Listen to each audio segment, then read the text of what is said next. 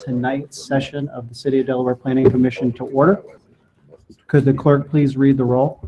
Mr. Badger. Here. Mr. Halter. Here. Mr. Prawl. Here. Mr. Volnick. Here. Mayor Riggle. Here. Vice Chairman Mansoris. Here. Chairman Simpson. Here. Moving on to item number 2, approval of the motion summary of the Planning Commission meeting held on September 5th, 2018, as recorded and transcribed. What is the wish of the commission? Make a motion, we approve the motion summary. Planning Commission held on September 5th, 2018, as recorded and transcribed. Motion by Mr. Halter, second by Mayor Riggle.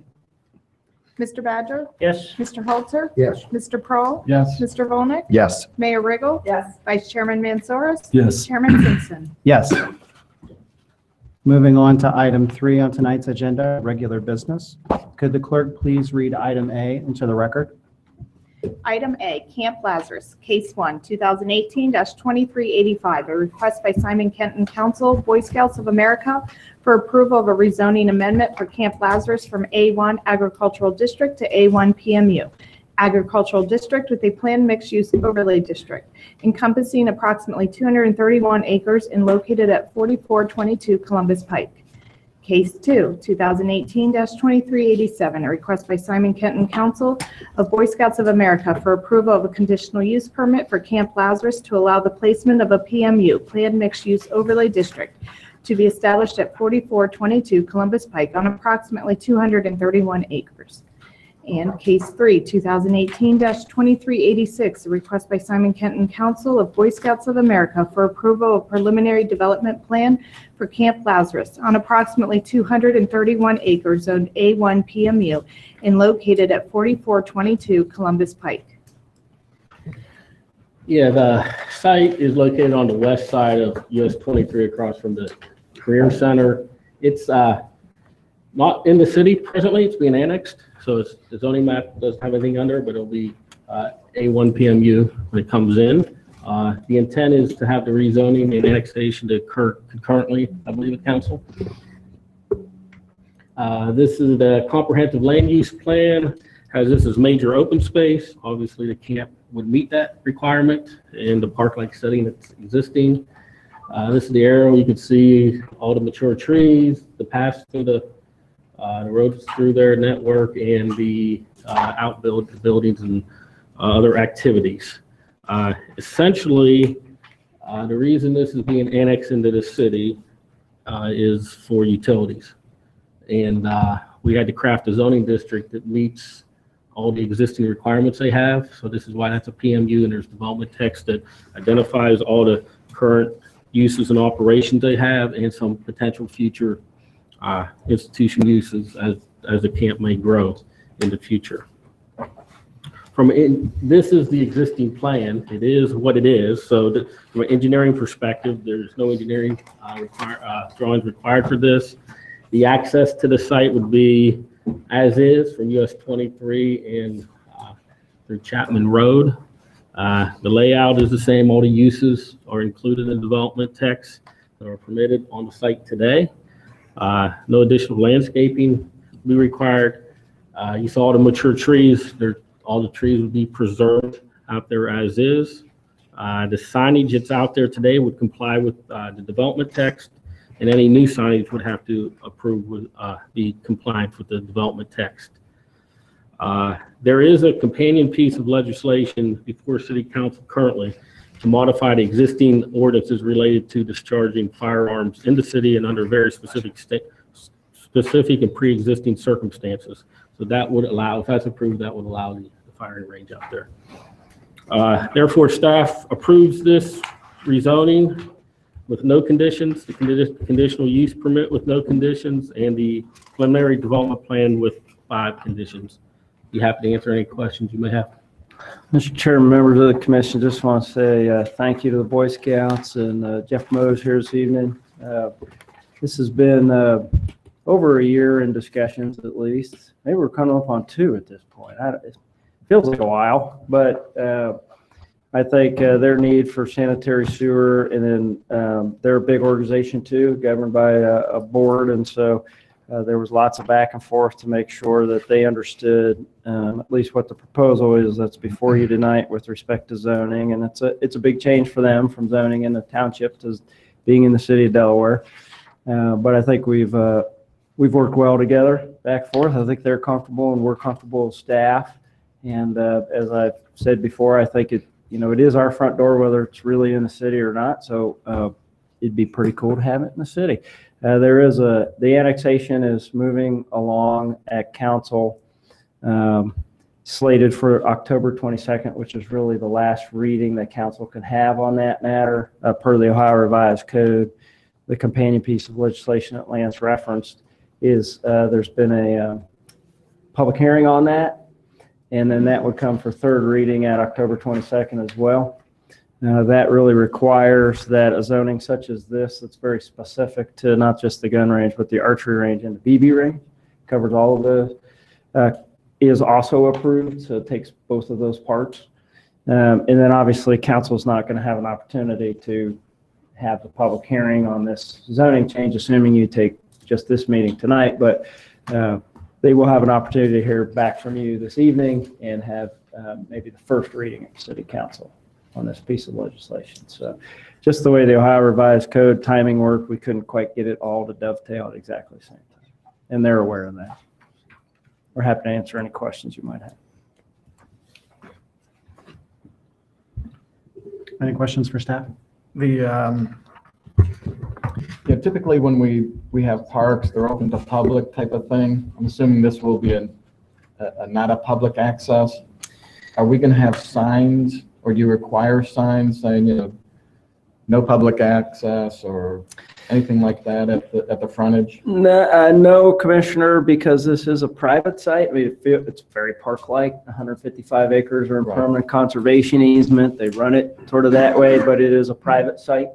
So it doesn't add necessarily to our city parkland. Right. It certainly adds to our open space, green space, our portfolio of these sorts of things. And whether they've been in the city or not, they have a meeting room, for example, and they've been accommodating for us to have meetings down there and that sort of thing. And I think, they work with other groups to be able to do that as well. So that's the long answer to the short answer is no, I don't have any signs that it'll be a private site.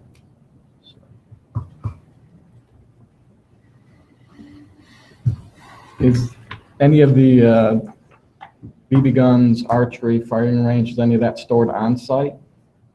Do you know of? I'll let the applicant answer that.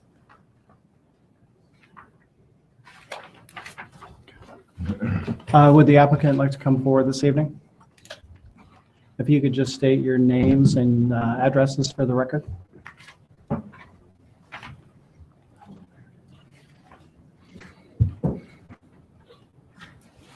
Good evening, I'm Jeff Knoll. I'm with the Simon County Council of Scouts, and we're headquartered at 07 Columbus. I'm Philip Smith. I'm the facilities director for the council, and I reside on property at 44. Thank you. Going back to the question that was asked about the storage of firearms on site. Is any of that stored on site? And do you have, They are all stored on site and under the control of the ranger on site, as well as volunteer committee of camp masters. They are keyed and locked and only opened upon approval of authorized personnel. and do you have signs that just indicate no public access? 'Cause my only fear is like once this goes public and people see it in the city of Delaware type of thing, whether it's news or something like that, you're going to start getting people hiking, walking, using it. Hence the storage of stuff, making sure it's, no signs, no, whatever type of thing to prevent any type of, extra public access that you're not looking for. We currently have no trespassing signs along our Winter Road or our Chapman Road entrances because we do get frequent trespassers. We do make people uniquely aware that they are trespassing. We work with, at present, our primary is Delaware County Sheriff's Department to have them escorted off campus.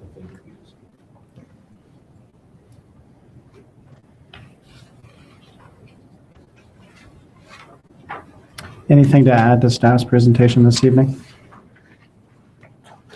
I just say that the camp's been there for 93 years. We don't intend any changes in these. We kind of continue to operate as a scout camp, and as was mentioned before, our primary reason for all this is to connect to utilities. Any other questions for the applicant? I think I just have one more. Do you have any cell towers on the property? Okay. No, we do not. Okay. Thank you very much. Are there any members of the public here this evening who wish to speak about this case? Seeing none, I'll bring it back to the commission. I'll make a motion to approve 2018-2385 rezoning amendment with all staff recommendations. Second. Motion by Mr. Prohl, second by Mr. Badger. Mr. Badger? Yes. Mr. Halter? Yes. Mr. Prohl? Yes. Mr. Volnick? Yes. Mayor Riggle? Yes. Vice Chairman Mansoris? Yes. Chairman Simpson? Yes. Make a motion to approve 2018-2387 conditional use permit. Motion by Mr. Prohl, Second. second by Mr. Badger. Mr. Badger? Yes. Mr. Halter? Yes. Mr. Prohl? Yes. Mr. Volnick? Yes. Mayor Riggle? Yes. Vice Chairman Mansoris? Yes. Chairman Simpson? Yes. And I'll make a motion to approve 2018-2386 preliminary development plan with all staff recommendations. I'll second that. Motion by Mr. Paul with a second by Mr. Badger. Mr. Badger? Yes. Mr. Halter? Yes. Mr. Prohl? Yes. Mr. Volnick? Yes. Mayor Riggle? Yes. Vice Chairman Mansoris? Yes. Chairman Simpson? Yes. Motion carries. Thank you very much. Good luck. Moving on to the next item under regular business. Will the clerk please read item B into the record?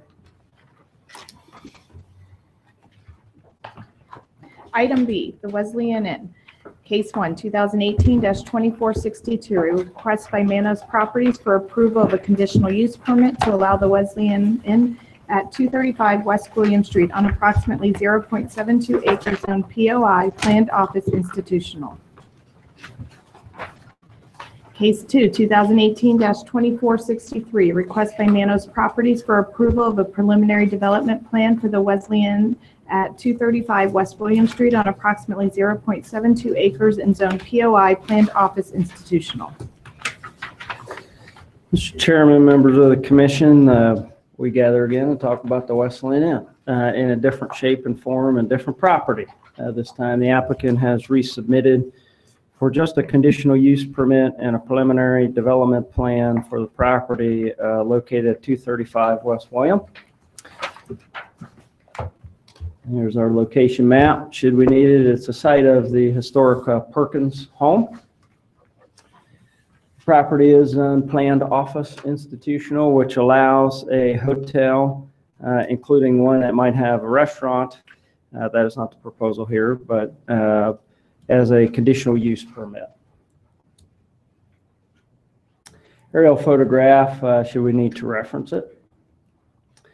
And then again, and we showed these just, I think, several weeks ago, the existing site photographs showing you the historic home and the front of it from William Street, and then the addition that would be removed. The applicant is again proposing to save and rehabilitate the main home and incorporate it into this proposal.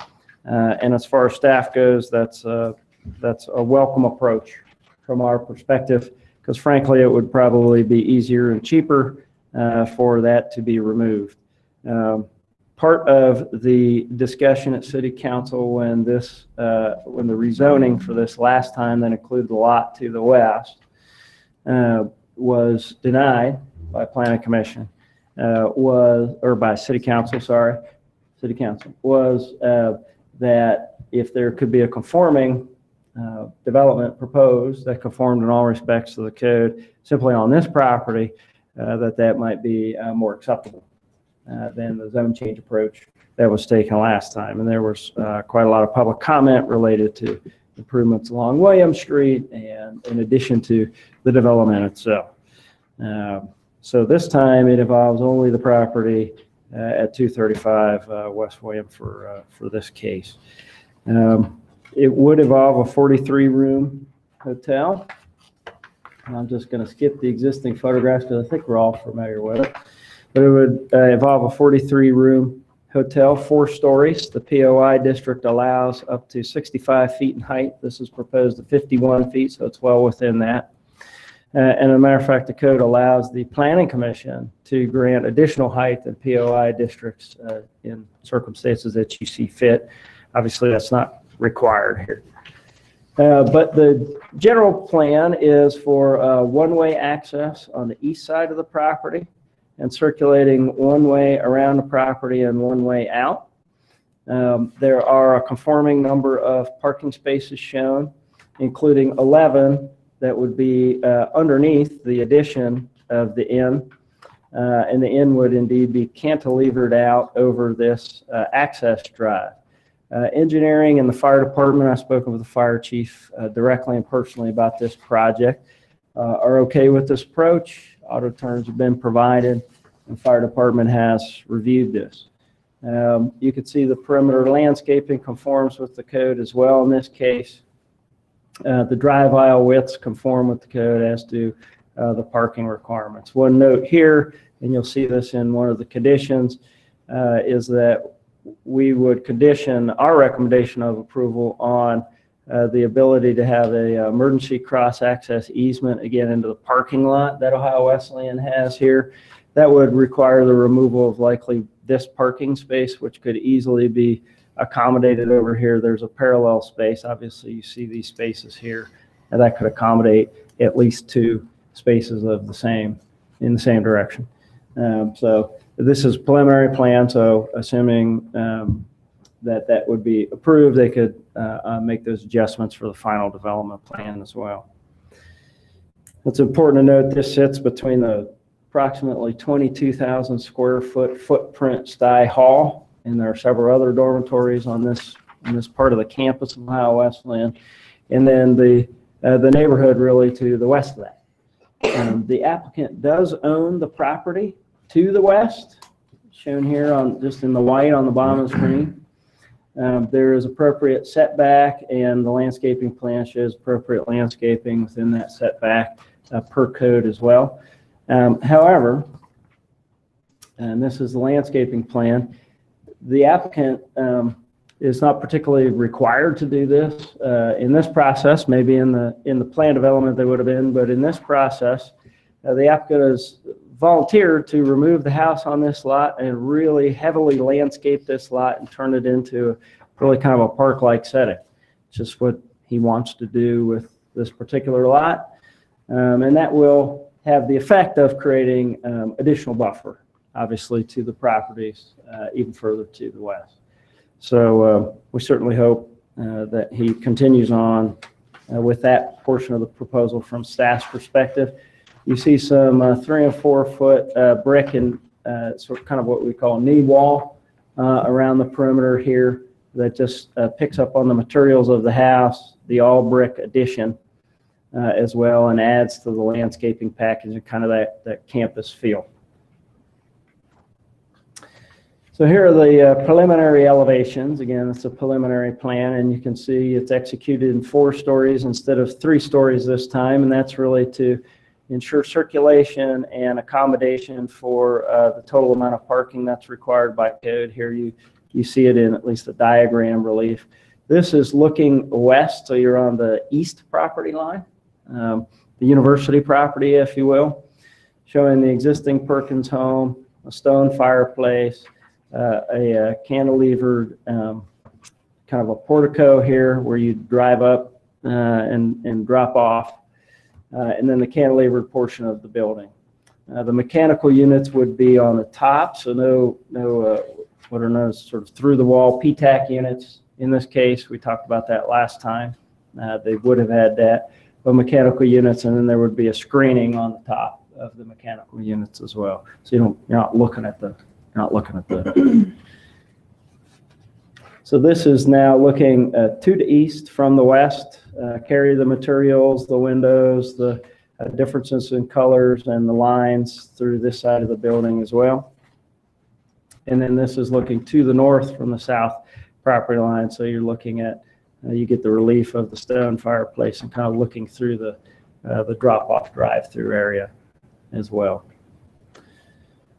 The concept on William Street and the off-site improvements remain largely the same as where we ended up last time, in that the improvements would only be along the frontage of the applicant that he controls and owns. There'll be a little bit of a widening, a turn lane into that one-way in that would not interfere with the Elizabeth Street left turn lane as well. And Jonathan can comment more on that. But there are the off-site stormwater improvements are also accounted for through the engineering reviews to this point, as are the sanitary sewer connections. So from our perspective as staff, there really are no variances or divergences or any of that to code with this particular proposal.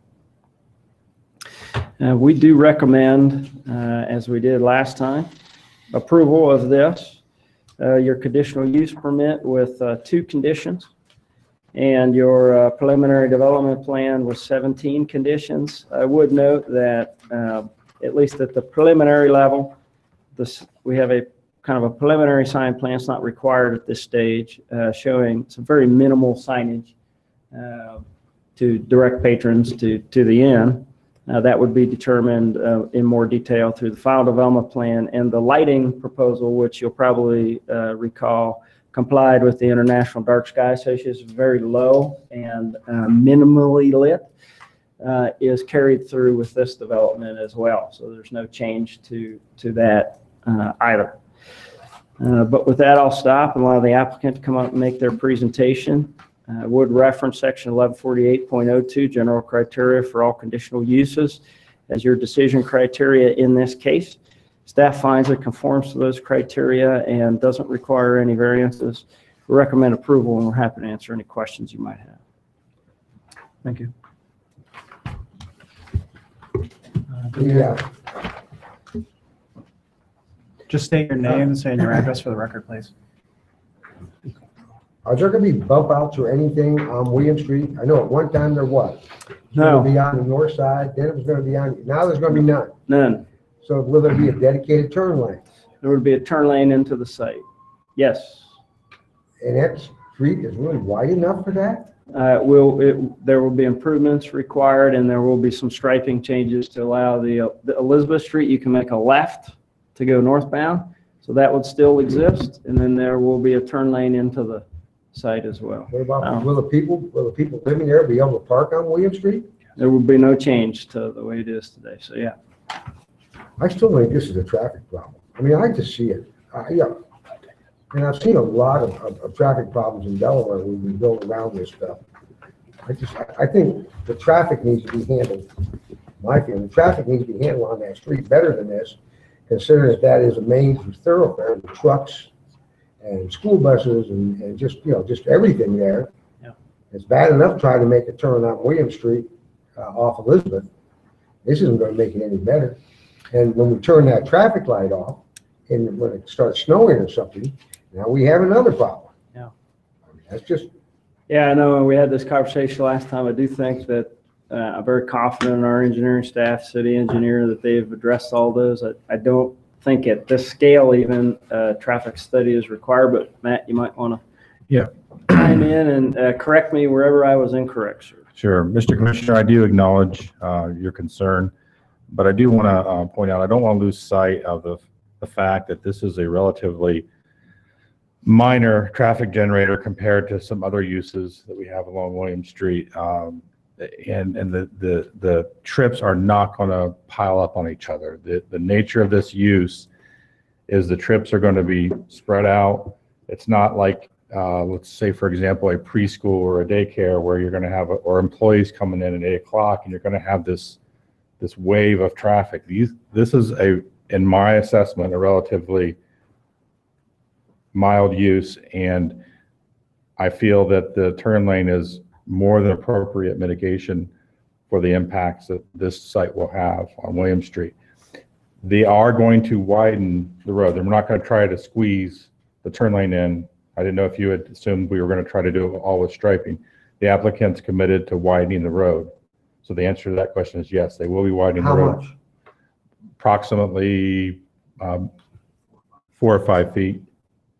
It's not even a car. That's correct, but the street is already, we can pull up an exhibit if we need to and show you, do we have the preliminary design? It's up there right now, yes. Well, you know. So you have an excessive amount of pavement there now with overly wide lanes. So it's not going to hurt if we shrink with, say, a 16-foot lane down to 12 or 13 feet, which is more than enough to pass a semi-truck. We're confident that the preliminary design that we have on the table now will mitigate the impacts of this site. Well, my concern is always looking to the future. Troy Road and Pennsylvania and Central Avenue was not a problem at one time. And now it's a disaster because other things have changed and zoning changes. And then all of a sudden you've got houses coming down because it is a major thoroughfare and they have something there. Someone comes in and wants to change the zoning. And, we're back to traffic problems that it really can't handle. And there's no guarantee that someone won't come in and want to have houses or whatever there turned into offices or whatever. I mean, the same thing happened on there on Central Avenue. What used to be residential has now turned into a commercial strip. All right. That's what concerns me. We have to look more than just this one item. What about farther down? Will this generate some changes in the zoning on those properties? I mean, they can always come in and ask for them. Correct. It's always the first one's not a problem. The second one does, and the third one becomes a disaster.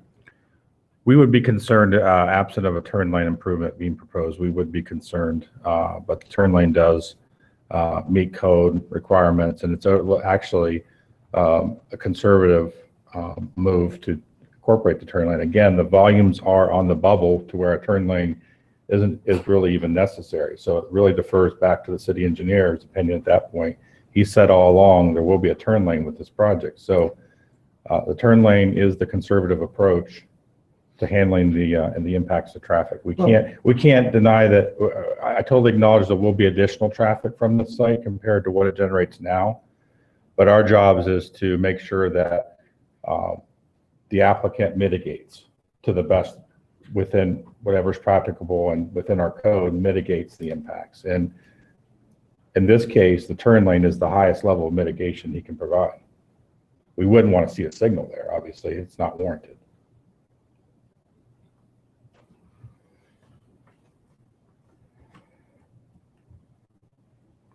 Well, there's going to be 46 cars going in and out of there at different times.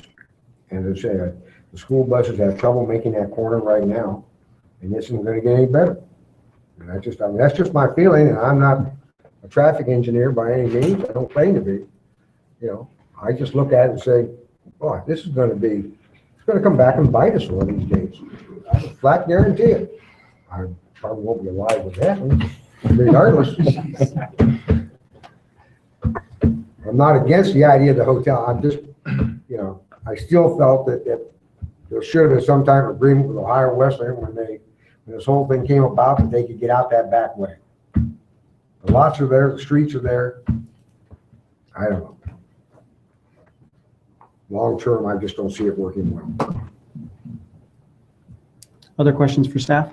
Yeah, so the POI would have minimum requirements as far as lot size and height or maximum height. But wouldn't the condition of a hotel also have minimum lot size and maximum height restrictions? It'd be the same as the district.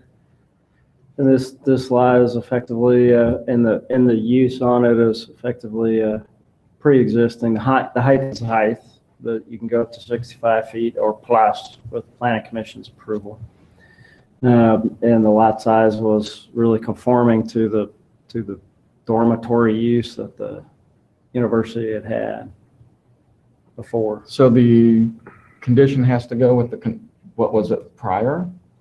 No, like the conditional Condition use should now be is what's on coming the new before you. condition. Even if it was a multifamily, That's conditional use in this district as Right. well. So the lot's pre-existing, and the use can, as long as he's meeting height requirements, setback requirements, those kinds of things, the landscape requirements, So I mean, which in yeah, our judgment they are.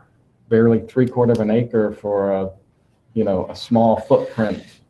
It is a small footprint, and I think that's a good point. 3,670 square foot. Yeah, I mean, I would expect at least a 1 acre. I mean, if it was a hotel with a restaurant, we'd have what, 5 acre? no, 1 acre? it really depends on the hotel. I mean, the trade-off of going up is that you can go smaller. The footprint of this building is smaller than the Honors House that was approved on Oak Hill, equally adjacent to home, by nearly 2,000 square feet, I think, in terms of the footprint of the building. That was a 2-story building. This is a I was gonna say the 4-story. height is The height is, the applicant really has no choice at this point but to go up. That wasn't the original proposal, obviously. yeah, I wasn't here at the June So, one, so I'm yeah, I doing a know little you weren't catch-up here, so kind of catch it up. thing, but So the I see original one 51 was, feet, I'm like, yeah. you got neighbors that are going to be looking straight into. When I look at the preliminary landscaping plan, I'm not sure what the red and green are supposed to indicate on the landscaping plan, but it seemed like in the text, you're removing a lot of the landscaping as it on the west side, 2 properties down. It's probably shrub, I'm not sure, but Well, on their 2 houses down. on their property Yeah. where the hotel is going, they are removing some trees. They have to do development. They'll have to either put them back or make a payment in lieu of that per straight zoning code. What you're seeing here in green is a separate parcel to the west of this one. Right. And so the last proposal incorporated that with some parking lot, some drive aisle, and some landscaping, but just a little bit at that time. What the applicant is proposing to do, he owns that lot. And he doesn't want to rezone it or do any of that, obviously. He tried that was denied. But what he's indicating is that he'll take the house down and landscape the heck out of it. So we can go through that landscape plan in more detail. I think his professional staff are here and they can certainly answer those questions for you. But in terms of what the POI requires, the POI would essentially require a 10-foot set off and the privacy fence. This is certainly more than that. I'm not sure how much under this, you could use the conditional use process to require that occur. I think that's, to use Matt's phrase, I think that might be a little bit on the bubble. But I think Jim has indicated he's committed to doing this picture and he's showing you this picture. That's what he wants to do, as opposed to be on that lot with any of these improvements. So no parking on all the parking will be on the 235 lot. Correct, with most of it, In the residential on Correct. 230, whatever the next one That's is. correct, that's correct. That's a big difference from the last plan. Okay. And most of the parking is on the east side of this lot and the south side of the lot. There is a little bit in parallel spaces on the west side. It still seems like a really small footprint for, 17,000 square foot, It's a small 50 footprint. foot high, It is. 50 foot high. That's why all the parking's underneath the building. And in a way, you'll have a case here potentially, HPC has already had it with the Indus Hotels on Spring Street, which is a 6-story building, quite a bit higher now, and a much bigger footprint than this. They have, although that footprint for a 6-story building isn't that great down there, and it's the same kind of thing. I mean, if you could go out or you can go up, you can't, so it's kind of the choice. I mean, that thing's gonna look like it's 80 foot tall. From the street, it's gotta be 25 foot to the top of that hill. In my opinion it's just 1 story greater than it was in the last round. I thought the last one was kind of big, but this one's almost This? as high as Stuyvesant Hall. Close to it. All those buildings are 4 stories or higher. Could you do me a favor? Could you just give your name and address for the record? Jim Manis, 5973 McEwen Court, Dublin, Ohio, Delaware. I'm Jeffrey L. Brown, I'm an attorney with the firm of Smith & Hale, 37 West Broad Street, Columbus, Ohio.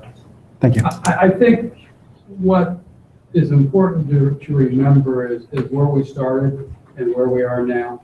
I think the important thing is the historic house out front is being preserved and incorporated in the overall development. So you're not seeing just the building in the context of the top of the hill. You're going to see what you've always seen for many decades and everything is the historic house out front, and then we have the taller building to the rear set back. So when you're walking along the street, you have the hill, you have the house, and then in the background, you're going to have the rest of the hotel. We presented you with a plan.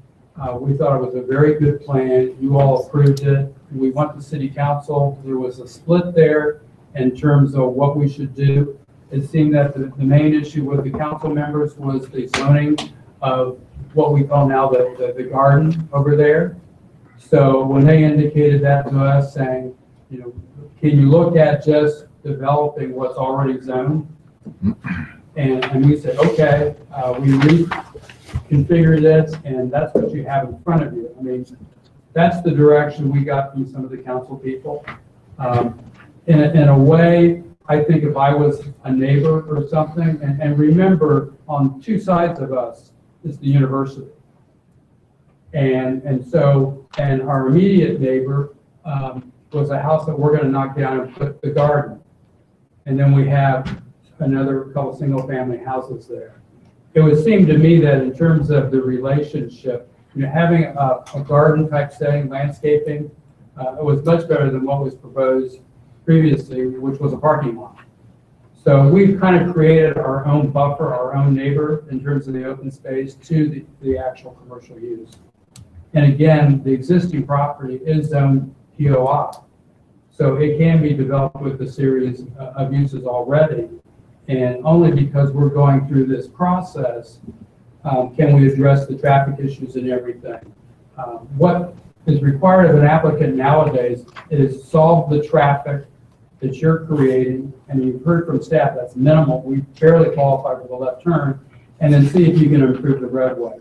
Doing a turn lane so you get the car out of the travel lane and get that car to where you can turn and not block traffic is very important. And it is incremental, because so much of that property has already been zoned and developed, and you don't get the opportunity to insist on improving traffic until someone comes in and asks for something. So in terms of, does this go further down the street? If it does, I would expect that you and the city engineer are going to keep requiring additional traffic improvements. We'll get that whole frontage down if the rest of the street could change. I can add something also, Dean. I am in contract with the house west of the empty lot also. So it's contingent on the approval of this, and then I'll purchase her house. So I'm my own neighbor twice. We will accept all the conditions in the conditional use application, all the staff conditions in the preliminary development plan. And as staff has indicated, there are no special development standards that relate to a hotel. So you fall back to your general conditional use criteria that you have to look at. Staff has indicated that in their belief we comply with all those items. If you want, I can go through them individually and just kind of give you our viewpoint of that, if that would be helpful. It talks about what we're doing. Does that change the immediate character of the general vicinity? And with the university on two sides of us, preserving a historic house, we don't believe that it changes the essence in terms of the general character. We don't believe we're detrimental to property values, as Jim has indicated. Not only do we own the next house that we want to turn into a garden, he's in a contract for the next house over there. I don't think this has any effect on how other people use their property. Again, two sides of this is the university. Access in terms of our driveways, you've heard from staff. We comply with your code. We comply with the landscaping. There isn't an issue with public health or safety in terms of what we're proposing to do. This is not going to screw up development in the area. It is zoned POI. There are a series of permitted uses and conditional uses. We're one of the conditional uses. I think we're in character with what people would expect in this part of it. In terms of utilities, drainage, roadways, we're either improving those or meeting the city requirements. So we're not creating a burden there. Ingress and egress, we talked a lot about that, how we're solving that. Economic welfare, we're not creating an additional cost to the fire, police, or school. As a matter of fact, with a hotel, you have the bed tax, so we're actually generating money for the city and however they split their bed tax. So, and look at this, and are we possibly incompatible with any other usage you could have under the POI if somebody else would do something in that zoning district? Well, this property is the line that ends at POI. So the only other pieces are to the east and to the south that are owned by the university. And again, we think our use is compatible with what the university could do on their properties. So we agree with staff that we meet all the criteria that's in your conditional use section. And as I stated earlier, there are no other special standards for a hotel type use. So we think we comply, and we would ask that you support our revised proposal. Is And our there, architect's here if you want to talk about the building or anything like that. is there going to be a restaurant on site? No concerns. This question is more so for our engineers, so I apologize. Matt, we're westbound traffic. We feel that somebody's going to be able to go through Elizabeth and be able to make the decision to get into the southbound lane quick enough. What if they don't? And then they want to go use that second entrance that's an in and out. Can we make that a right in, right out? Or for safety reasons, we can't? Well, what that might present is it might present some problems with their aisle width as you get into the site. Got it. Okay. I might let the applicant comment on that, but, or his site designer. But it is not much different than the analogy we're drawing in our minds is Tim Hortons and Washington Street. Okay. And no one seems to have a problem slowing down in time to get over in that, which is a substandard turn lane for Tim Hortons. Much more intense use, significantly higher use with a substandard turn lane, and that has not been an accident problem. So we're drawing, our office likes to draw analogies to other areas when in these types of situations. And they're proposing an 11 or 12 foot turn lane, Jonathan?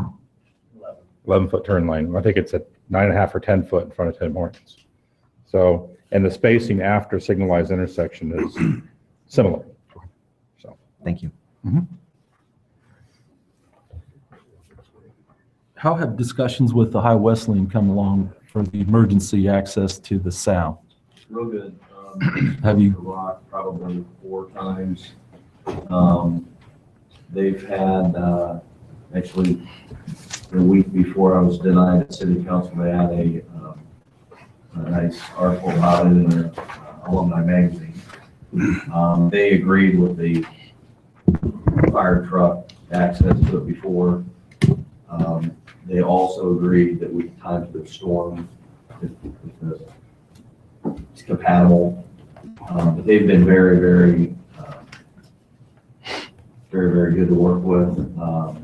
I did offer, so where on the southeast point, George, of my property, that's, if you've ever driven up there, they kind of, you drive up past the observatory in the back and come around to their parking, and I own half that parking back there, and they can use it. But when I build this, they're gonna have to redo their whole, which they said they were gonna do anyways.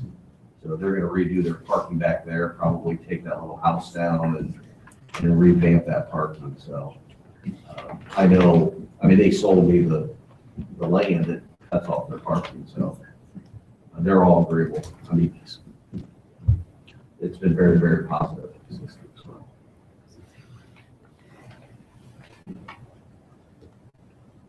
Dave, the 46 parking spaces, is that what code is telling us? I mean, there's 43 rooms if you have a full up with a couple of people on site.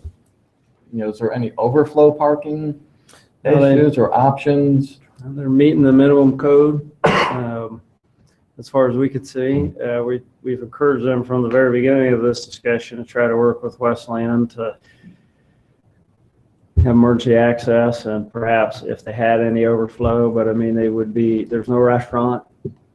So overflow necessarily of what? I suppose if somebody has Well, if you have two cars in a room or something. Well, if you have, late checkouts, different checkouts, and you're a full-up hotel, the next group coming in, Yeah. I mean, they're just parking in a fire lane at that point. I think the nature of the use, and again, Matt could speak to this from the transportation manual side of things, but the nature of the use is that you do have comings and go. First of all, a hotel is very rarely completely full. I'm sure you'd love it. Well, yeah, I mean, we'd love it to be, but even Jim's testified to this, Big that discount. it's just very rarely completely full. Does that mean that it's not going to be completely full at one or two times? I mean, Jim would hope every day, right? But they can account for the required number of parking, space per room, and their employees, which will be minimal on this site. So they do comply. Dean, there is some, now existing, there are some guest spots on the Ohio Westland side. The reason why I didn't want to share, I don't want, students' cars in my lot, and I'm sure vice versa, but probably most of my clientele or tenants there are going to be students' parents, and there are numerous, guest spots where they can walk, they park there, they can walk over if needed. I don't know how they monitor that, but I'm sure parents park there. I guess I'm just surprised we didn't have a planned mix. But The only thing I can that's say okay. about that is That's staff fine. recommended approval of the last plan. We liked the That's last okay. plan, but city council made the decision for us all. So the applicant is doing the only thing they can under that set of circumstances. Quit looking at me. I'm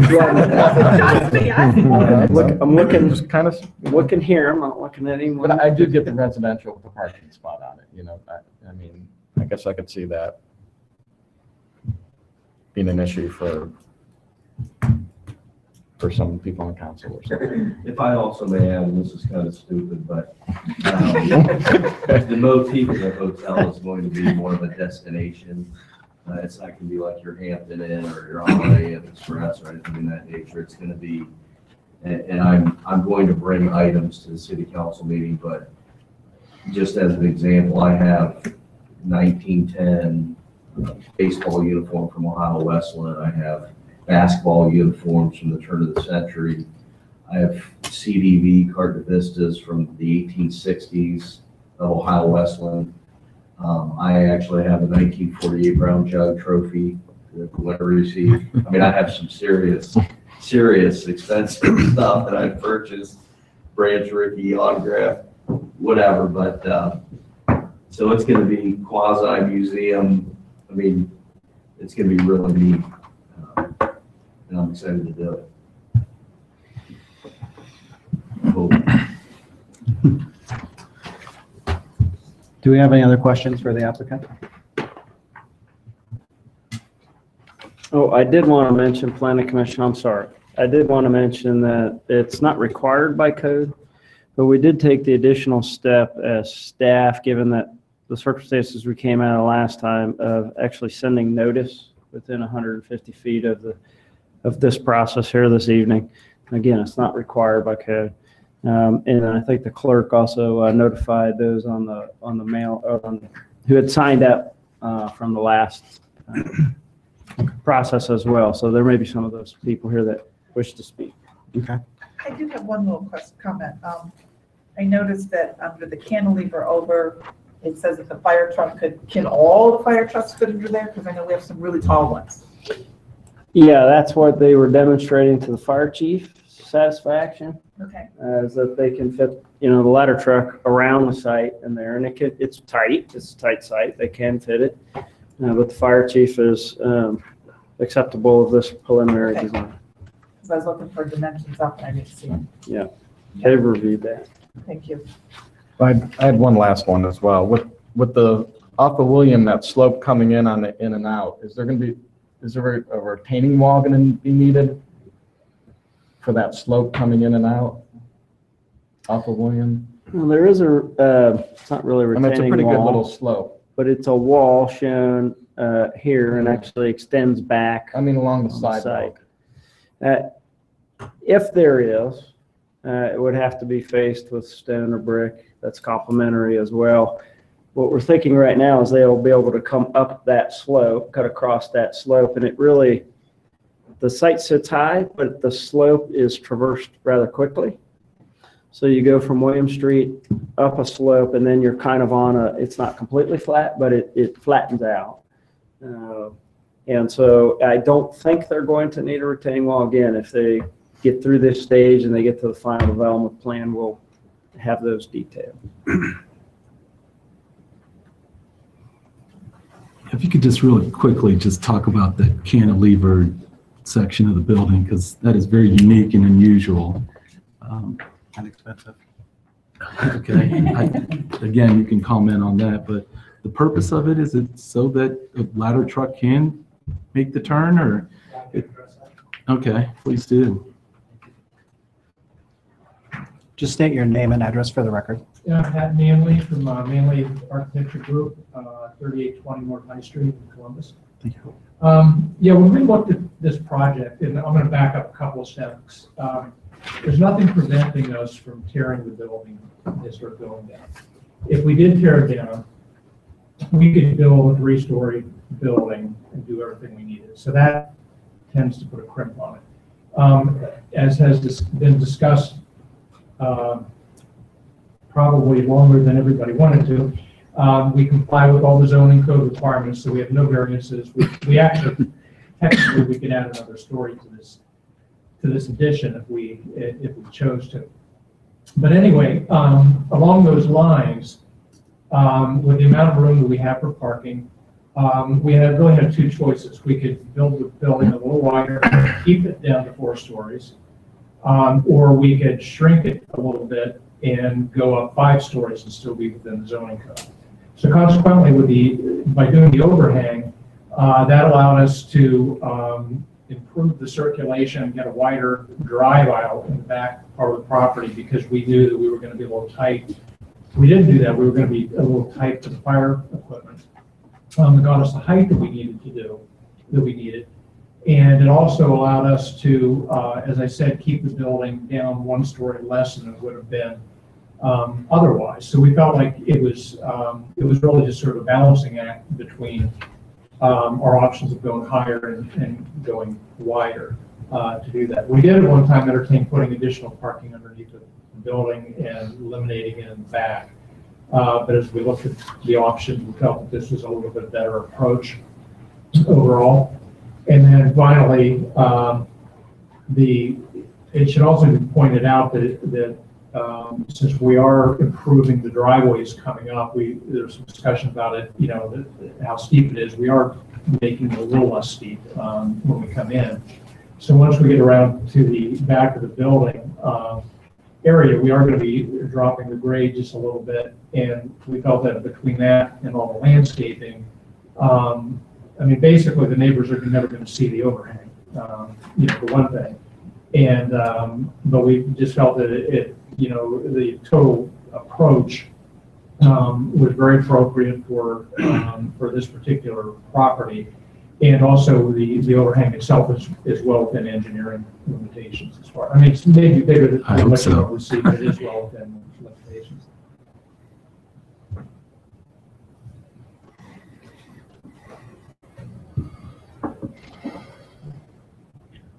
Any other questions for the applicant? So, and I don't want to change anything now, don't get me wrong. You've been through enough, I understand that. But what is the old Perkins house? You're not going to use it? Yeah, there'll be rooms in there. There will be rooms in there? Yeah. So that will be, that building will be used for hotel rooms?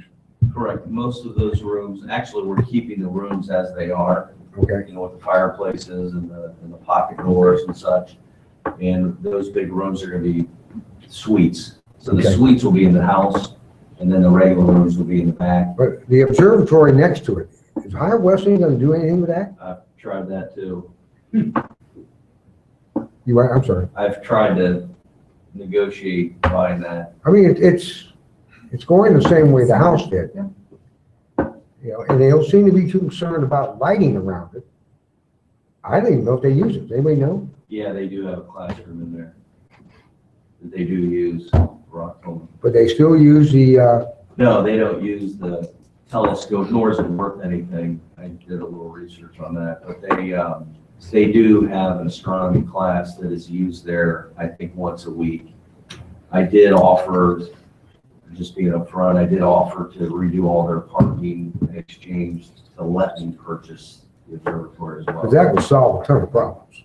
Yeah, well, I think that eventually that could happen after they see what we do here. Because they gotta redo their parking anyways.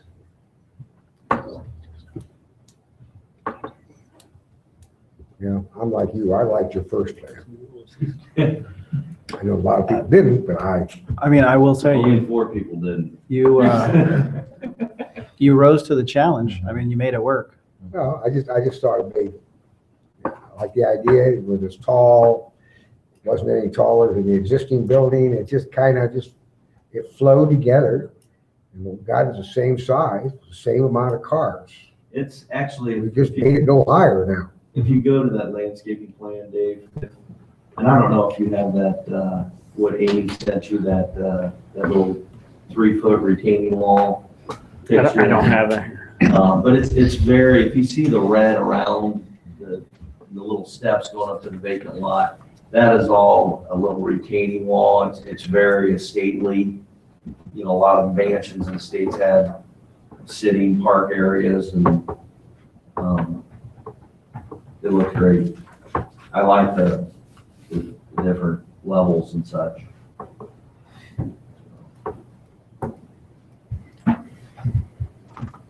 Nothing good comes easy, you know. Isn't that the truth?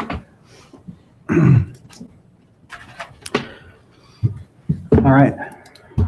Thank you very much, gentlemen. Thanks. All right, at this time, I'll go ahead and open this case up for public comment. On our sign-in sheet for this particular case, I've got one name on here. I do realize there may be other members of the public here this evening who wish to comment, so I'll give that opportunity as well. With that said, I'd like to call Tom Tobin to the front.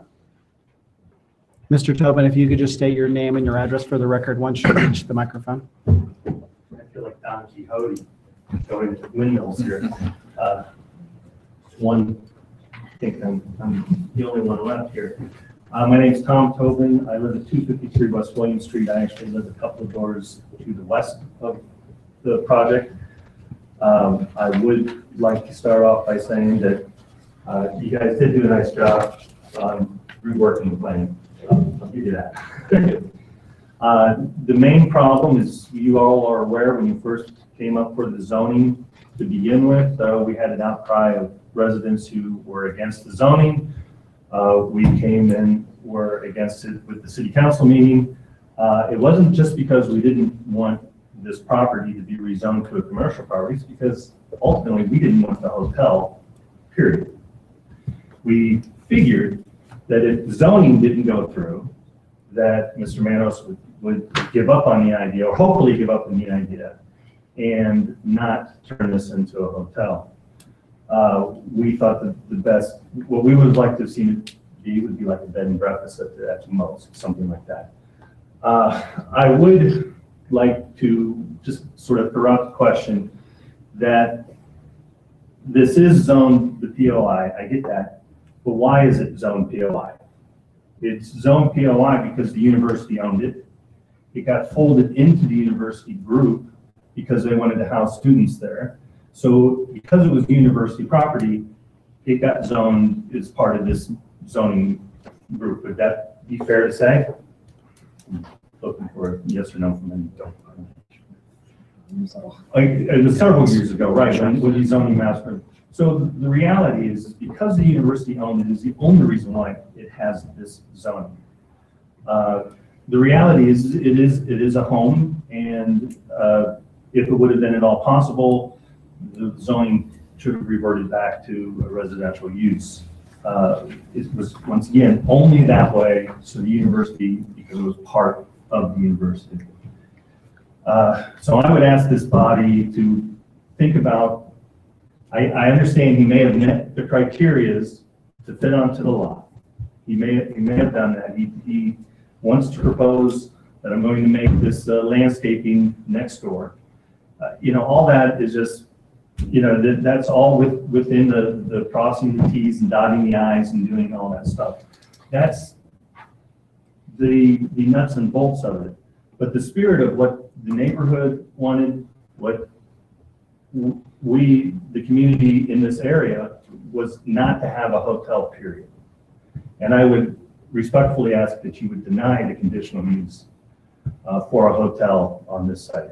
Once again, I realize I'm really going. And most everybody else who was fighting against it before has conceded that they didn't believe that any of our council members or members of the planning commission would take their thoughts into account.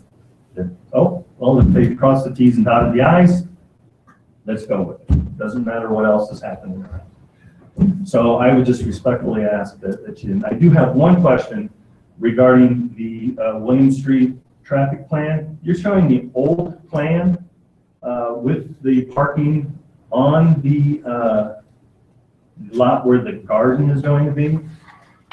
And I just wanted to make sure, if you go all the way back, no, the William Street improvement plan.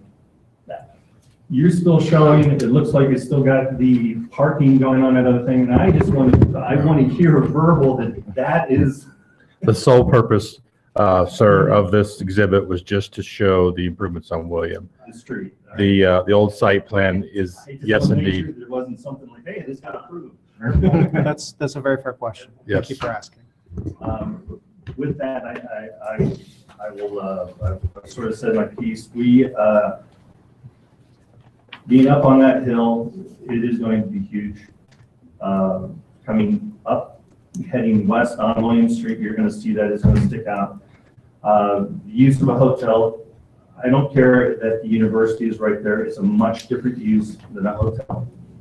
I've heard several times of, well, what are you complaining about? You have that university there. It was there when you bought. It's completely different situation. It's not transient traffic. It's not those people who come there. They're there for semesters or a whole year, mostly gone throughout the whole summer. They all stay to the east. Everything definitely goes to the east. They're not really walking around the neighborhoods. They're not trying to turn in off and on William Street. They have their complete access from the back. Just, thank you. It's not, hope that you guys don't just rubber stamp. Thank you, Mr. Tobin. Are there any other members of the public here this evening that wish to comment on this particular case? Seeing none, I'll bring it back to the commission. What's the wish of the commission this evening? Well, Mr. Chairman, I'll move to approve request 2018-2462, the conditional use permit with staff conditions. Motion by Mr. Badger, Second. second by Mr. Manzaros. Mr. Badger? Yes. Mr. Halter? Yes. Mr. Prohl? No. Mr. Vonick? Yes. Mayor Riggle? Yes. Vice Chairman Mansoras? Yes. Chairman Simpson? Yes. Okay, I'll move that request 2018-2463 be approved with all staff conditions. Motion by Mr. Badger, Second. second by Mr. Manzaros. Mr. Badger? Yes. Mr. Halter? Yes. Mr. Prohl? No. Mr. Vonick? Yes. Mayor Riggle? Yes. Vice Chairman Mansoras? Yes. Chairman Simpson? Yes. Motion carries. Thank you very much. Good luck. Moving on to the next item under regular business. Could the clerk please read item C into the record?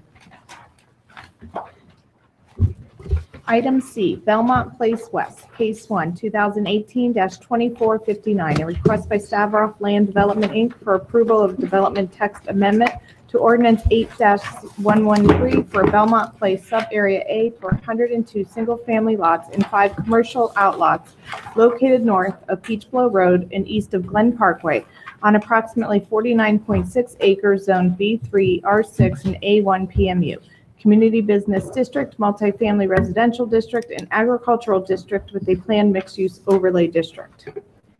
Case 2, 2018-2460, a request by Stavroff Land Development for approval of preliminary development plan for Belmont Place Sub-Area A for 102 single-family residential lots and 5 commercial outlots located north of Peachblow Road and east of Glen Parkway on approximately 49.6 acres, Zone B3, R6, and A1 PMU, Community Business District, Multifamily Residential District, and Agricultural District with a planned mixed-use overlay district. In Case 3, 2018-2461, a request by Stavroff Land Development for approval of a preliminary subdivision plat for Belmont Place, Sub-Area A, for 102 single-family residential lots and 5 commercial outlots located north of Peachblow Road and east of Glen Parkway on approximately 49.6 acres, Zone B3, R6, and A1 PMU. Community Business District, Multifamily Residential District, and Agricultural District with a planned mixed-use overlay district. That was a lot of text. Yes. Okay, this site, this 50-acre site is actually divided into two different sites. You got about 42 acres north of Peachblow Road and just over 7 acres south of Peachblow Road. You can see it has different zoning on it. From when this was approved in 2009, it's fairly flat parcel. There's a retention pond on the 7 acres on the south of Peachblow Road. Existing conditions. I'll give you some history of this. Back in 2009, Planning Commission and Council approved this site and the site just west of it, called Belmont Place. This area is Sub-Area A. The portion to the west is Sub-Area B. Sub-Area B was approved for single-family residential. That's almost completely built out. So they're working on the Sub-Area A portion, which the zoning code, as written today, it could accommodate up to 400 apartments and a big box retailer. With the market changing the last several years since the recession, they're proposing 102 single-family lots and 5 commercial outlots on this Sub-Area A, which staff supports because it's significantly less dense than what could be built out there. Lance, I'm sorry, just to clarify too, Sub-Area A could accommodate under the current zoning 400 apartments and more than just a big box. It's basically our version of a regional mall as well, which was one of the proposals. Obviously, those markets have changed considerably since then. So that's the reason for the rezoning. They had to add to the development text that this could be single-family detached units and modify some of the lot sizes. From a zoning perspective, they would need preliminary or final subdivision plats and final development plan for the commercial outlots as they move forward if this is approved. From an engineering perspective, they submitted preliminary stormwater and traffic information, which achieve compliance with the code as they move forward. The final plats for the residential and the final development plan for the commercial would need to have full engineering drawings approved by the engineering department. The access to the site, main access to the north, would be the northernmost curb cut on Glen Parkway would extend into the site. When warranted, a traffic signal will be located there. The other access to the site would be along Peachblow Road, which is the current access to Belmont Place's sections 1 through 5. Also in the future at the intersection of Peachblow and Glen Parkway, another traffic light would be installed when warranted. The 5, there's 4 commercial outlots fronting Glen Parkway north of Peachblow Road and one south of Peach Blow Road. There is a private drive located on the east side of the commercial outlots, and the access to that from Peach Blow Road would be a right in, right out only, and obviously the main access at the northern portion of the site. The outlot south of Peach Blow Road would have full access just east of the retention pond and likely a right in, right out at the just west of the retention pond. Also, between lots 2 and 3 of the commercial outlots, depending on what those uses are in the future, there may be a right in, right out. But that'd be determined when that use comes in with a traffic study through the engineering department.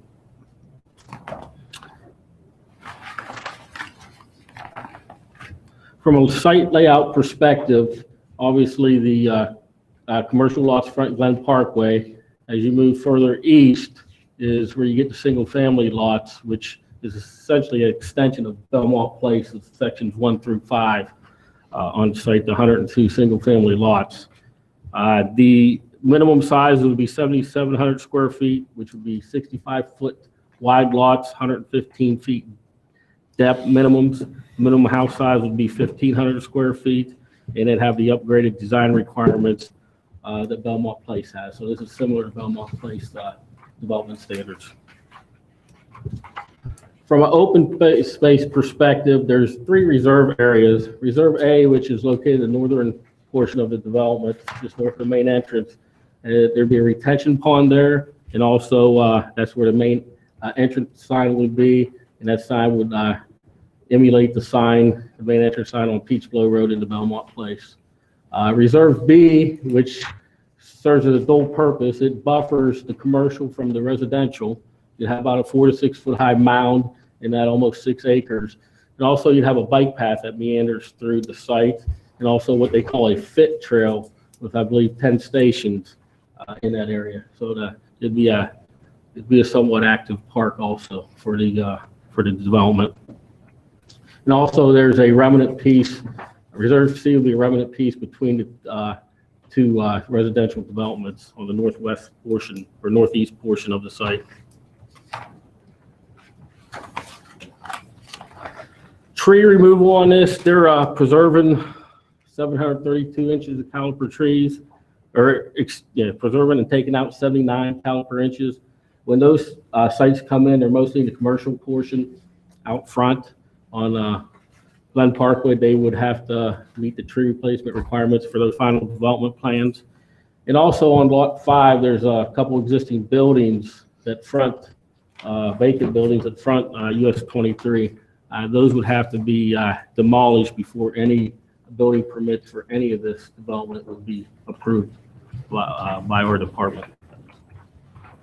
Again, pedestrian connectivity, they would be required to have bike paths along Peach Blow Road. They'd actually have to extend it through the outlot and across Glen Parkway. And the bike path that goes north would have to extend into Reserve A, then extend west across Glen Parkway. That's the condition that's in there. Any future lighting plans for the residential commercial portion would have to meet our minimum lighting requirements in per the development text. Staff recommends approval of the rezoning with 1 condition. The preliminary development plan with 17 conditions, and the preliminary subdivision plat with 17 conditions. I'd be happy to answer any questions you may have. Mr. Chairman, members of the commission, as you probably surmise with every case that comes before you, we've gone through a number of iterations of this plan and changes of this plan with the applicant to arrive at the one that's in front of you tonight. And some of those changes have been with respect to the road configuration and making sure that we're satisfying public safety requirements as well as city engineer, which this plan does. But I just wanted to, sometimes I think we forget that a lot of that process happens as well, and it's happened over the course of quite a number of months at this point, hadn't it, Kevin? But though not as mixed use as originally envisioned, and the planner and me is a little disappointed in that, frankly. This is one of those questions we're going to have to wrestle with as a community coming into our comprehensive plan in more detail and citywide from a policy perspective. It still is mixed use, and I think it makes some sense now with, we've all seen the completion or near completion of the DACC South campus consolidation that looks beautiful to me. And will be very, very well used, I'm sure, by our larger community, just City of Delaware. But this presents some opportunities to transition there. And obviously, the uptake of the houses in what we call Belmont Place now, it went through at least 5 names, I think, Kevin, there initially. So we arrived at that, has been tremendous, very, very fast. As soon as the section is open, I think we see all the building permits come in at once from Ryan Homes, and the transfers are pretty high in that particular subdivision. I think there are a number of different open space and recreational opportunities now with approval of this that would emerge across almost nearly this 100 acres. And so we continue to recommend approval of this. I think it's respective of the market and our codes and our plan developments overall, even though it's taking a little different shape at the end here than maybe originally envisioned. Who knew Amazon was going to take over the world?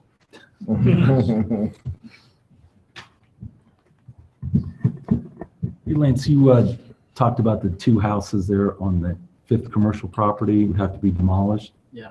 Is that if any permits were brought forward on any of the commercial outlots? Or just Commercial that or one? residential? This half, Kevin's well aware of this. We've talked about what I call the old boot shop in the old insurance building. Since really the beginning of the zoning process for this piece of Stavros' involvement, and we've kind of kicked that can down the road, so to speak, up to this place, and Kevin's well aware of this recommended condition by staff. At this point, I think it is most definitely our front door. It's the front door for this half, for the new DACC Glen Parkway, and I think it's time for them to come down. They're darn near falling down at this point. So they'll Might save a little on the demo costs in that regard. They're not particularly big, but I think they want to spruce up their front door as well. I mean, it's going to be kind of hard to sell that the commercial outlot without that. Okay. So that would be the first thing to go then before any permits are issued for the commercial. Yeah, they could start in on the The residential part. the infrastructure improvements. Okay. Assuming this gets improved, there would be phases to this. And then at that appropriate time for a house permit, or those will probably be first, or a commercial permit, then they'd have to take down this project. Okay. Matt? Yeah, I would just like to take a minute to update the commission on the status of the traffic signal on US 23 and Glen Parkway. We opened bids end of this month. We're selling the project right now. It's a collaborative effort that our office is leading with State of Ohio, Delaware County, and the Career Center are all pitching in to install a mast arm traffic signal.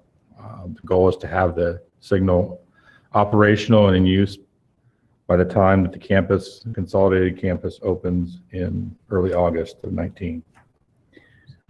The first intersection to the north and to the east, all the infrastructure is already in the ground for a traffic signal, and what you see out there now is actually the supports for the mast arm where the lighting is on top of the supports.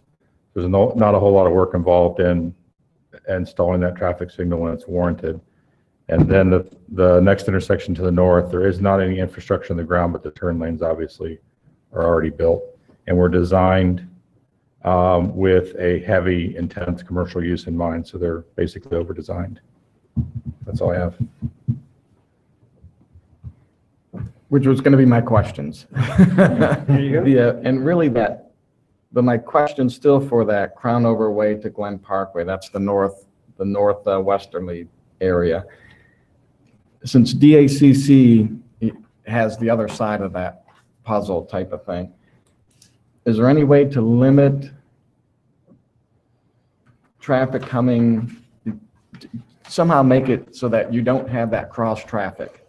This is where all their buses are coming in and out of, type of thing. Is there any way we can limit that entrance right now before there's some type of light to avoid that cross traffic? You got those big buses coming in, and now you'll have 100 homes before a light is warranted. Is there any way to push the traffic north on the Parkway to the Ohio Health and come out at Ohio Health light? Well, if we had a roundabout to the south, that would be a good solution because then you could do U-turns in each direction. Yeah.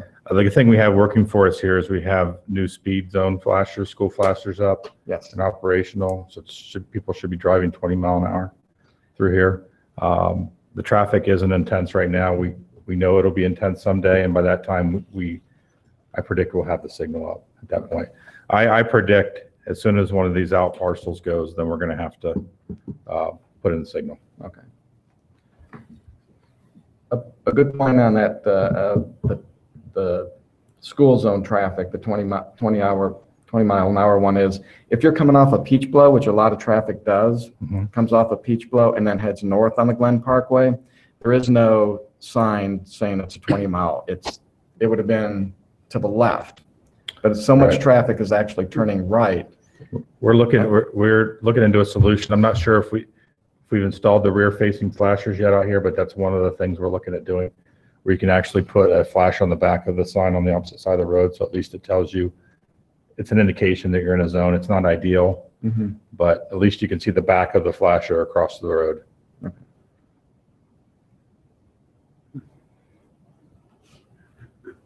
Any other questions for staff? Yeah. 100 homes, no recreation area for kids, no tot lot. And I know our tot lots are small. The first phases of Belmont, again, it's a really, really small tot lot, almost non-existent type of thing. And now you've got another 100 homes coming in, again, with to me, no recreational facilities for kids, whether it's a tot lot, a larger playground area. Yes, I see the CrossFit type of thing, that's all well and good, but people are buying into these homes. This is my guess, is because it's in the Olentangy School District, and I know the buses are going in there and filling up because I see it. And, how do we not have some type of tot lot, even a small one, a couple of swing sets, a little bit of something? Yeah, I hear you. My take on it, Commissioner, is that I think we do have that across Belmont, and that may be in disagreement with you. The main parkland that went in on the first 50 acres was actually quite a bit bigger than what we would normally call a tot lot. That was really a recreational piece that included a basketball court and a small piece of play equipment to kind of get it started. Again, these are all HOA maintained, but open to the public. And so part of the thought process here, and these smaller, really more pocket park in the northeast portion of the development, which is not as active. It's active, but it's not as active as the main park, was designed to serve not just here, but could serve a development like this. Obviously, if this had been multifamily or 400 units, that would have had its own sort of clubhouse and recreational package. You combine that with the CrossFit and the trail system and connect everything together, and I think this community of homes actually does have quite a lot of recreational opportunities, much more than many of our subdivisions do, and certainly an adequate amount. The HOA could decide if they feel as if they need more of smaller kid play equipment. They could certainly add to. The nice thing about these pieces of play equipment are pretty modular now, and you can add to those pretty easily. It's always a choice, and there's a life cycle to some of these subdivisions where if you put in a huge piece of play equipment, because there are a lot of kids today, tomorrow it becomes a bit of an albatross for the HOA. And we have examples of that I can go through with you in town.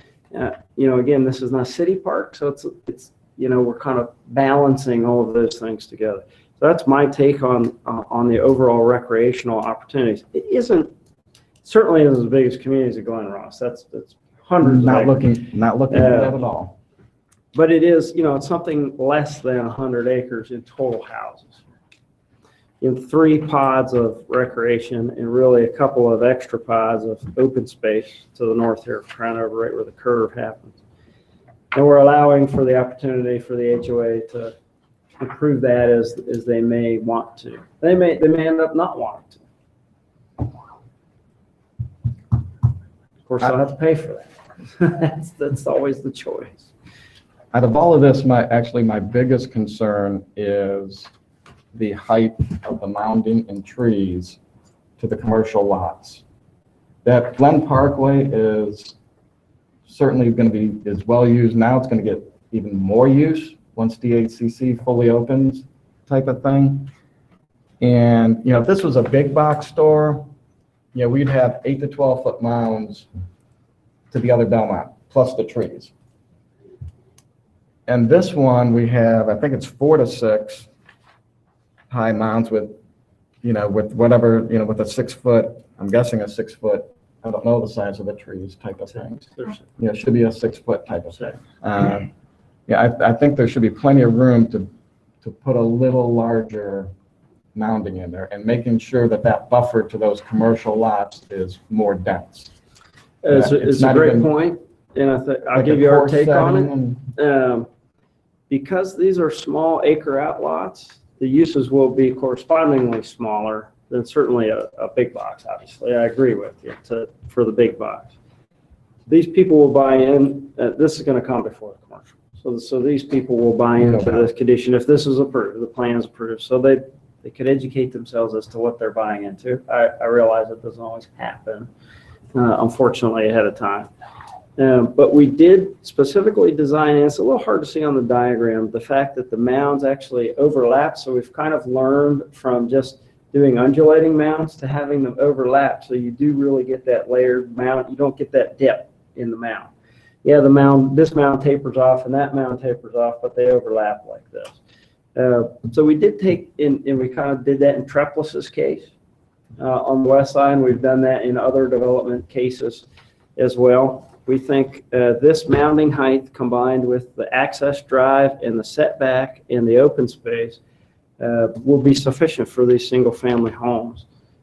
As the landscape, of course, you gotta let the landscaping fill in, but yeah, 6 foot tall trees at planting as well. And of course, there could be opportunity if the HOA is feeling some impacts from here and enough residents are of that mind, you could put in privacy fences and other things. You can always go back in and enhance mounds later, although it's not ideal to do that. Yeah. We feel like we've spent a lot of time in this area with respect to this buffer to the two uses that we're talking about at this point. We're just not going to get a huge user on these commercial lots, although it will likely be kind of the business end of the building, the back end of the building. And so as these come in, I think there's also an opportunity to have them provide some screening as well. But I'm also looking for the buffer to the parkway, for the traffic itself as well. Understand. I get that. At nighttime, it's 5 o'clock. Yeah. You got cars coming up and down the road. Yeah. So many of them sit with a higher profile these days. Type of thing. The commercial outlots would likely have a mound along the parkway too. And as the buildings for the commercial fill in, the buildings themselves will provide some buffer, although not green space, softscape buffer, but hardscape buffer, but for headlights and noise and those kinds of things, that is a fairly normal condition, arterial, those outlots, some buffering. We actually have examples in town of developments that don't have any buffering at all between those, and have done quite fine. But I think the setback is pretty significant, and again, it's easy to lose sense of scale here when you're looking at these time cramps. That happens to me even when I'm looking at these. We feel as if we spend a lot of time in here, and I think it'd probably benefit to hear from the applicant as well, because I know they've spent a lot of time thinking about that. Exactly what you're talking about as well. At the end of the day, should council approve this, Kevin has to sell these lots to Ryan Homes. Ryan Homes has to sell these to homeowner, and so they care about those issues you just raised.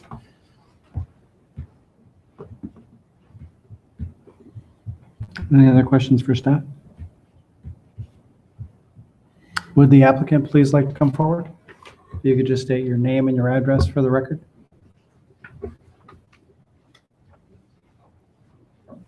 Hi, Kevin McCauley from Southland Development, 6689 Dublin Center Drive, Dublin, Ohio, 43017. I have with me a couple of the gentlemen who might step up if they do, to certainly introduce themselves as well. Sure. Engineers, Ryan Holmes, so in case we have some different questions from there. I think obviously most of you know the development, so there's probably not a whole lot of get up and go through the whole process. A couple of items probably that I'd like to address that through the staff reports and your questions that I heard.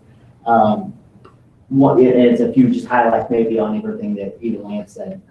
To be clear, that the residential units are the same architectural that are in development place now, so they are the enhanced, as we'll call it, zone architectural standards with the much higher standards than what came in. If you go through the zoning section, so they have to have the higher architectural standards to this. So these standards have those same enhanced standards to this. So every house in here is going to be as nice as what's back there today. There's no change to that zone. What we were promoting before and to now, as Dave pointed out, 500,000 square feet big box, 500,000 square feet of retail, include 2 100,000 square foot big boxes. It may not be the market today, but that's what the zoning would allow to. With addition of, if it's not used in the rear 50 acres, which it was not, an additional 400 apartment units. So this could be a very high dense project. I wish we had that, but then as Dave also said, the market simply changed. If they're going to infill locations, I had, if some of you may recall, some of you may not, at the time when we zoned this, we had an LOI on my desk for Target. We had an LOI on my desk for Home Depot. The market hit us in 2009. Every one of those guys have gone away. And as they've all said, Amazon's hit us all and changed the market drastically. So to use the land properly and try to do what we can, we've come up with this plan that I think works well with what we do. We also run the HOA at Belmont Place, so we know what the residents are asking for. We know what we're seeing, what we're hearing, what we're not hearing from residents. That goes right into the condition of what do we have as regard to top lots and other lots. So we have a half-acre park in the original sub-area of the plan where Dave pointed out we have a basketball court, a half-court basketball court. I think a fairly significant play area where we do have kids. But more importantly, we have a true usable half-acre green space where every day if you drive in that subdivision, you see kids are actually kicking the soccer ball, are actually throwing the football. And it's a great area where it's green space. We're working diligently to make sure that that is good green stuff for these kids to play on. And that's where we're seeing a lot of activity from. Further in the next sub-area then down to call sub-area 4 is where we have the true top lot. It's ages 2 to 5 because of the project in the first phase. That project we brought in, that piece of equipment was age 5 to 12. So when we go back to the next step, we now have the 2 to 5. So with a 2 to 5 year age top piece of play equipment, we have a 5 to 12, and we have an open field lot. So we think we're hitting all those categories for where our HOA members are coming in and homeowners are building. Then up front, we're trying to look a little bit different and say, I can easily scrap this whole park system and say, I'll get another piece of top lot, surround it, and put it in there. It's just something that this is more personal to me because now when I move into a neighborhood, I know, look, what can I do? Well, when I'm out running and I'm pushing my baby in the baby stroller and I'm trying to get a little exercise, this is a half-mile track that we put in here. So you really do get out there and say, I'm going to go for a walk with strollers, dogs, whatever this is, and I've got a half-mile track. And it's got some stages. If I get to drop my kid off and I get to get out and have a half hour, I can actually go through and do maybe a routine. We'll see if it actually takes hold. If it doesn't, these are reasonable signs and things that can change in the HOA, and as a developer, we can make amendments to that. But we really looked at it. We wanted to get more into activity. I think getting the kids into activities and participation is what it was versus swinging on the swing set. I love swinging on the swing set. I think every kid should do that at their time. But we were trying to make this a little bit different and add that element of let's get out, let's play, let's exercise. I think it was a good benefit. Everybody may not agree, but that's the direction we took on that. See where else I had. Probably the biggest was in dimension, this plan looks small and tight. And in reality, I think when we looked at this, if you're coming up on Glen Parkway to the back lots, not to the houses, but the back of these lots that would back up to Glen Parkway, it's 400, 450 feet, 500 feet. I don't have my scale out, but the lots of the 1 acre outlots alone are almost 300 feet deep. So you put a right of way on there, some setbacks. We have a fairly significant mounting system, trees and shrubs in there that are going to be nice. And then you get to the back of lots. You'll have screening on the back of those lots. Then you get to the house. You're talking about 400, 450 feet through very numerous different mountings, levels of screening and shielding. So you're going to have it, as Lance pointed out, you're going to have some mounting and some buffering on the lot itself, on the outlot. You've got the mound, and then the residents can certainly come in and add any kind of more dense trees or anything that they would like to help shield that. I also think that gives Ryan, you know, that's a sell, like they said, I've got to sell to them, they've got to find a way to sell that.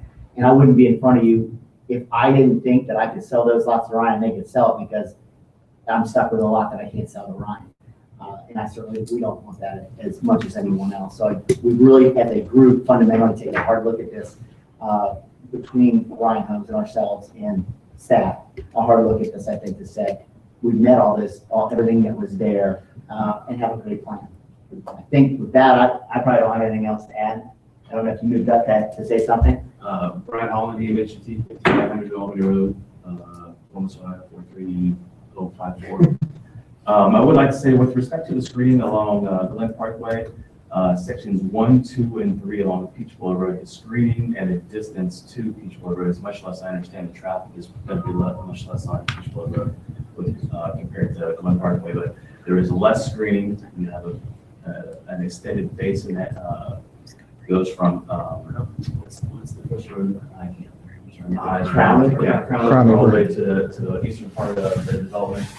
There's much less screening there. There's a basin, there's some mounting, there's some trees, but when you go along to Glen Parkway, once those outlets are developed, you're going to have buildings, you're going to have mountains, you're going to have landscaping. So the screening is going to be much more intense, which should complement the traffic. What's the lot size difference between this phase and the previous phase? For the residential lot? Yeah, the residential lot. So 60, I have written down here as a cheat sheet, sorry, 64 of the lots are the identical size. Okay. They're the same size, they're all the same thing. 38 of the lots are as wide, but they are shorter. So there's a section where it's being highlighted there. There's 38 lots there. They're only 115 feet deep versus 125 feet deep. So all the lots are minimum, actually they're all bigger. The previous section had 65 by 125. These all have a minimum of 66 by 115, and then that's only 38. The rest of them are up to 125. So that's the only difference is that one, there's 2 little rows of streets there, 38 lots that are a little bit shallower. Would you anticipate a similar pricing? So far, yeah, they anticipate actually the same, they don't see any difference in those lots at all. And the slight change that we made there, so you can see the differences. Those same 38 lots, how they are in the front of the streets have a 25-foot setback versus the 35-foot setback, or 30 setback, 25 and 30, or it's 25 and 30-foot setback. So when you put, we had a model where we took the largest Ryan house on that and put that on there, and they still have the same backyard. So the backyard from the back of the largest lot on the 30-foot setback and 25, it all math works out that they're actually getting that same 30-foot no-build zone behind their house at the end of their rear yard. So they don't believe they're going to have any problem at all on this at all. And it's the largest house.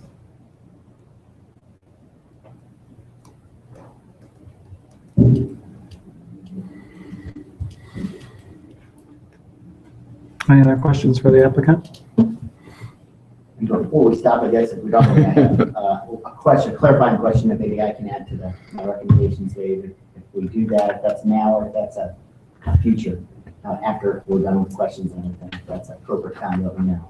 Kind of depends on your question. All right. We'll ask it, you set it up. Yeah. The only question I think that we have on all the conditions, we can go forward with, no problem at all. Clarifying, I believe on the demo of the 2 front houses, as I read that, it's before any permit for commercial or residential conditions. So I'm reading that as those are coming down. Right. Before any building permit conditions. That's, I can start my infrastructure, I can start work, but at that time, everything's coming down. So it goes a little bit with the timing of, there's a piece of ground that's being purchased between the city and everywhere, and all that kind of comes together. There's a puzzle that all fits together, so all that happens and things get cleaned up. So no permits are issued on building permits for anything. We're good with that. So as it reads, something is good. The question to clarifying just on, it says in my recommendation I have to work with engineering and finalize. It's a kind of an open, valid question. And Matt and I have spoken. I want to be sure we go on to maybe add, and it's not really in the record there, but the notes and the comments are that there's a right in, right out only on both. I would say it's a right in, right out only at lot 5, and a right in, right out only at where both points across and back there, coming out of the private road or coming out of lot 5.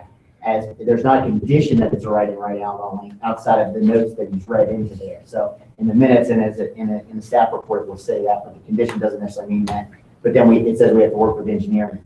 And my request was for Matt is that should we come forward with a use and a traffic report that would say a full access point, it can support a full access point there, that be approved.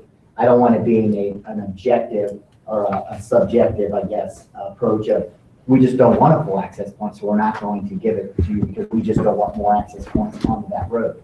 Should it be the traffic study says this works and it does work, and engineering says it does, that we can have a full access point.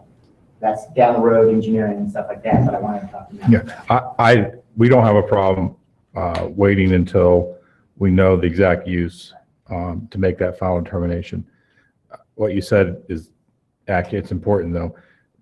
We don't, if traffic study says that it's okay, but we don't agree with the traffic study, that doesn't mean we'll have to have that debate at that time. But we are certainly comfortable with deferring that final decision until we see what's actually going to go in those lots. So I just wanted that, I don't know how that goes on the record or how that goes into the conditions, but that it's an open for that, I guess. I don't think we have a condition that precludes what you two just talked about. Okay. So that would be, I think we have enough conditions. Yeah, I think so. I just want to be sure they got that out somewhere on record with staff report as well. That's an important one to think. That's all we would have. Anybody else? If you have any other questions for us?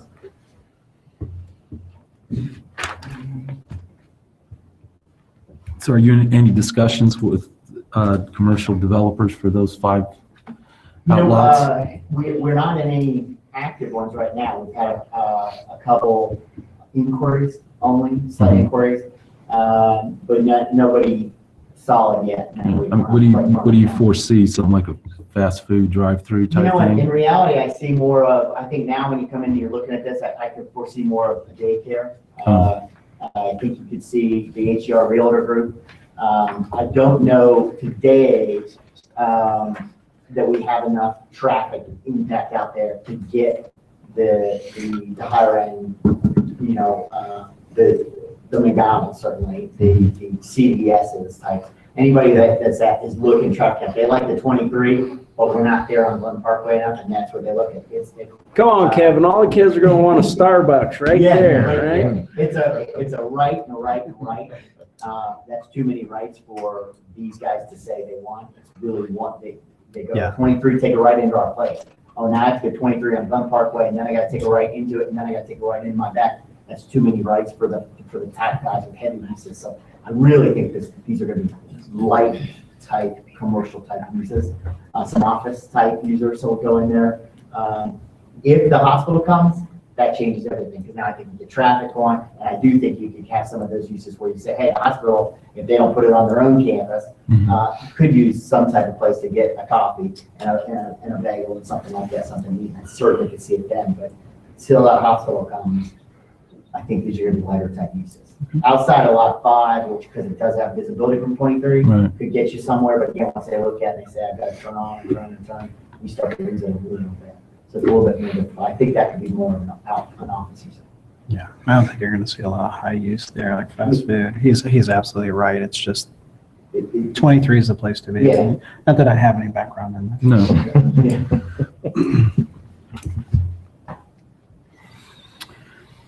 Any other questions for the applicant? Thank you very much. Thank you.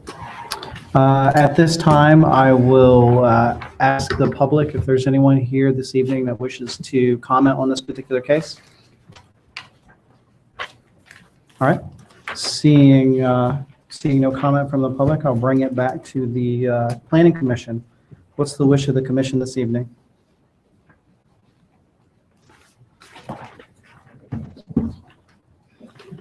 I had a turn. I had a turn. All right, I'll go ahead and move item 2018-2459, the development text amendment with any conditions. Motion by Mr. Badger, Second?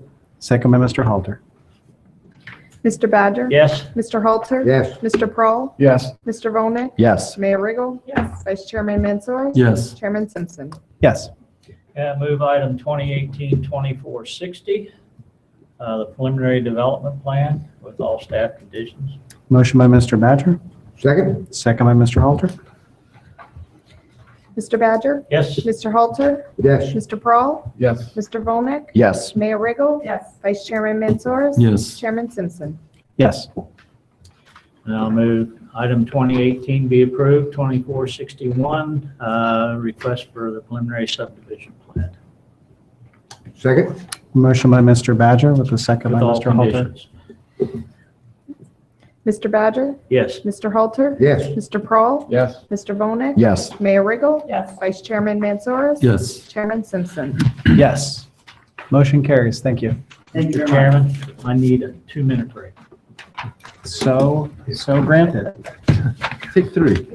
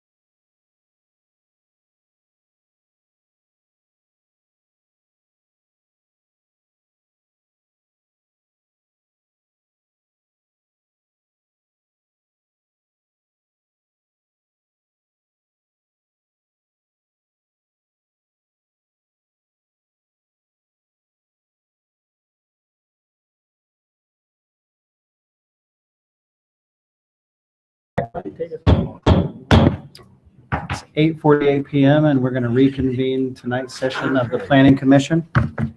Next item under regular business, item D. Could the clerk please read that into the record?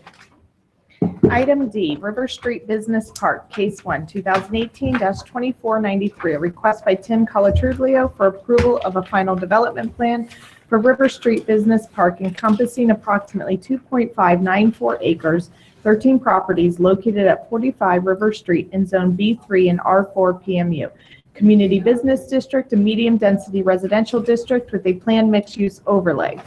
In Case 2, 2018-2494, request by Tim Colatrulio for approval of an alley vacation for River Street Business Park encompassing approximately 2.594 acres, 13 properties located at 45 River Street in Zone B3 and R4 PMU. Community Business District and Medium Density Residential District with a planned mixed-use overlay. Yeah, back in April 2017, Planning Commission and Council approved a rezoning conditional use and preliminary development plan for this site. Now they're coming in for final development plan and alley vacation. There's 13 properties on this site, and there's 2 alleys that transverse bisect the site north and south. Those need to be vacated, same owner, so it shouldn't be an issue of vacating this.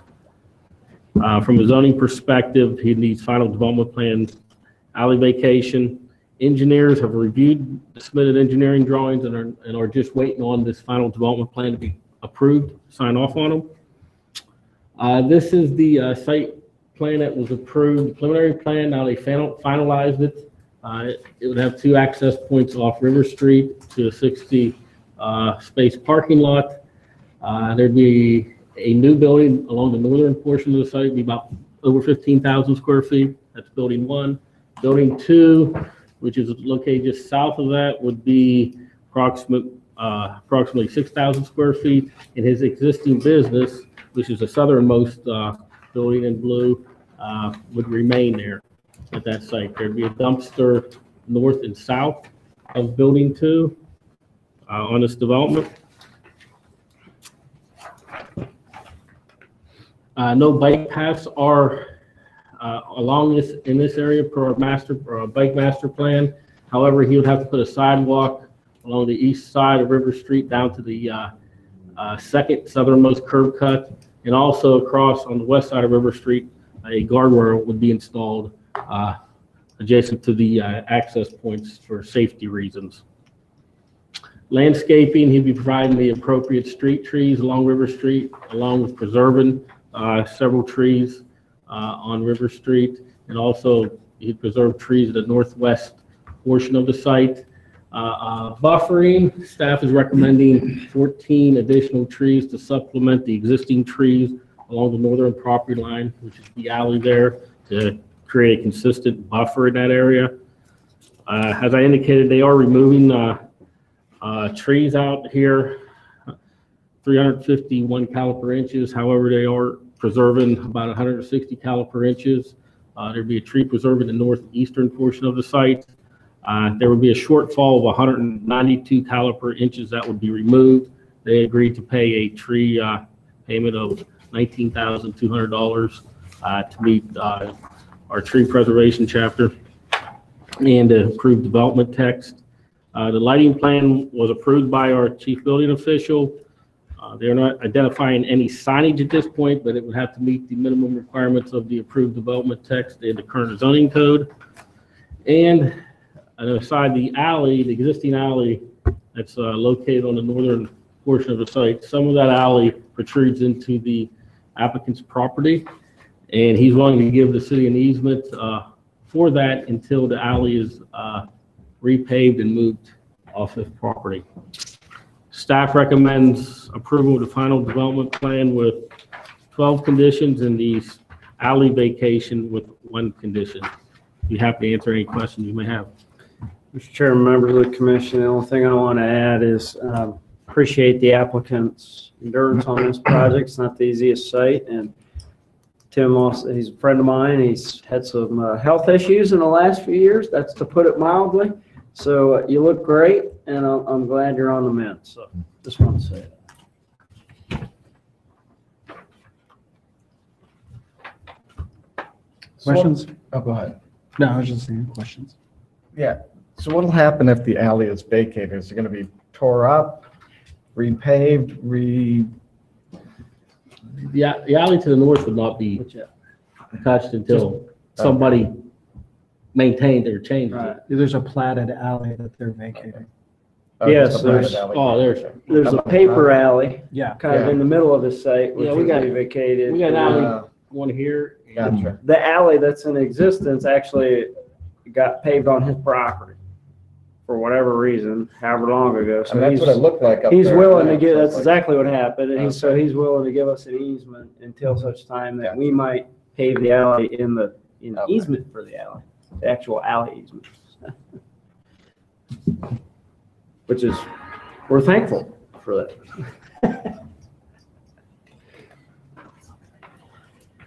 And what's the height of the buildings?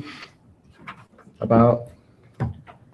It'd be metal buildings with a pitched roof, probably what, 20 feet or so, most, 18. They have a stone wainscoting along the bottom of it. That's the building 1.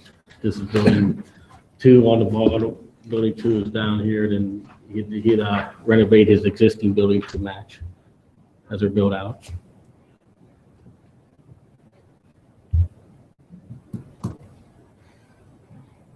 Would the applicant like to come forward? Just state your name and address for the record.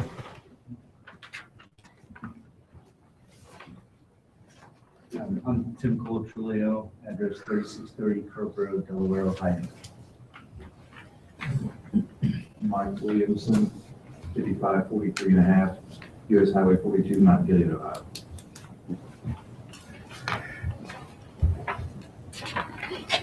You guys are good with all of the conditions and any questions for the applicant this evening? Just if you could talk a little bit about what purposes you have planned for these buildings then. Is this a light industrial? Is this a storage? What can you tell us about that? We have it set up kind of as a mixed use, and the uses could be different buildings that's varied. I mean, you could see an indoor batting cage in one end, maybe a longer building, maybe an office on one side, and like maybe a specialty, like a rhino liner or something like that in there. Something like that is kind of what we think we're seeing. Tim's going to maintain the building to the south for his own use. That's still the plan there. So we'll see what kind of interest we get.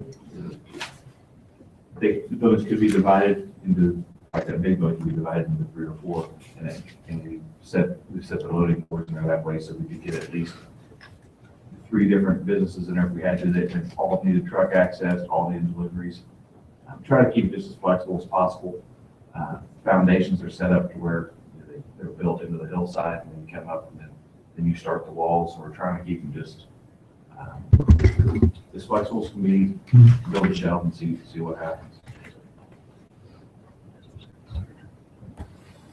A little bit of on your alley, talking about the alley that's paved on the property. I think the reason that is, and it was probably the right reason at the time, believe it or not, is the way the alley, when it swings back up towards William Street there's a pole right there at that corner where the alley makes a turn, and to get around it, they had to swing out wide to get around. It's a pretty narrow alley anyway. It's tough to get my pickup truck through there. You couldn't get any type of emergency vehicle there. So I'm sure they just try to swing it wide to get through there. So I think the reality of it is technically paving the alley in the alleyway is probably the right thing to do, but for all practical purposes, probably where it's at. It is the reality of it. That's why I gave you. I think it just makes sense.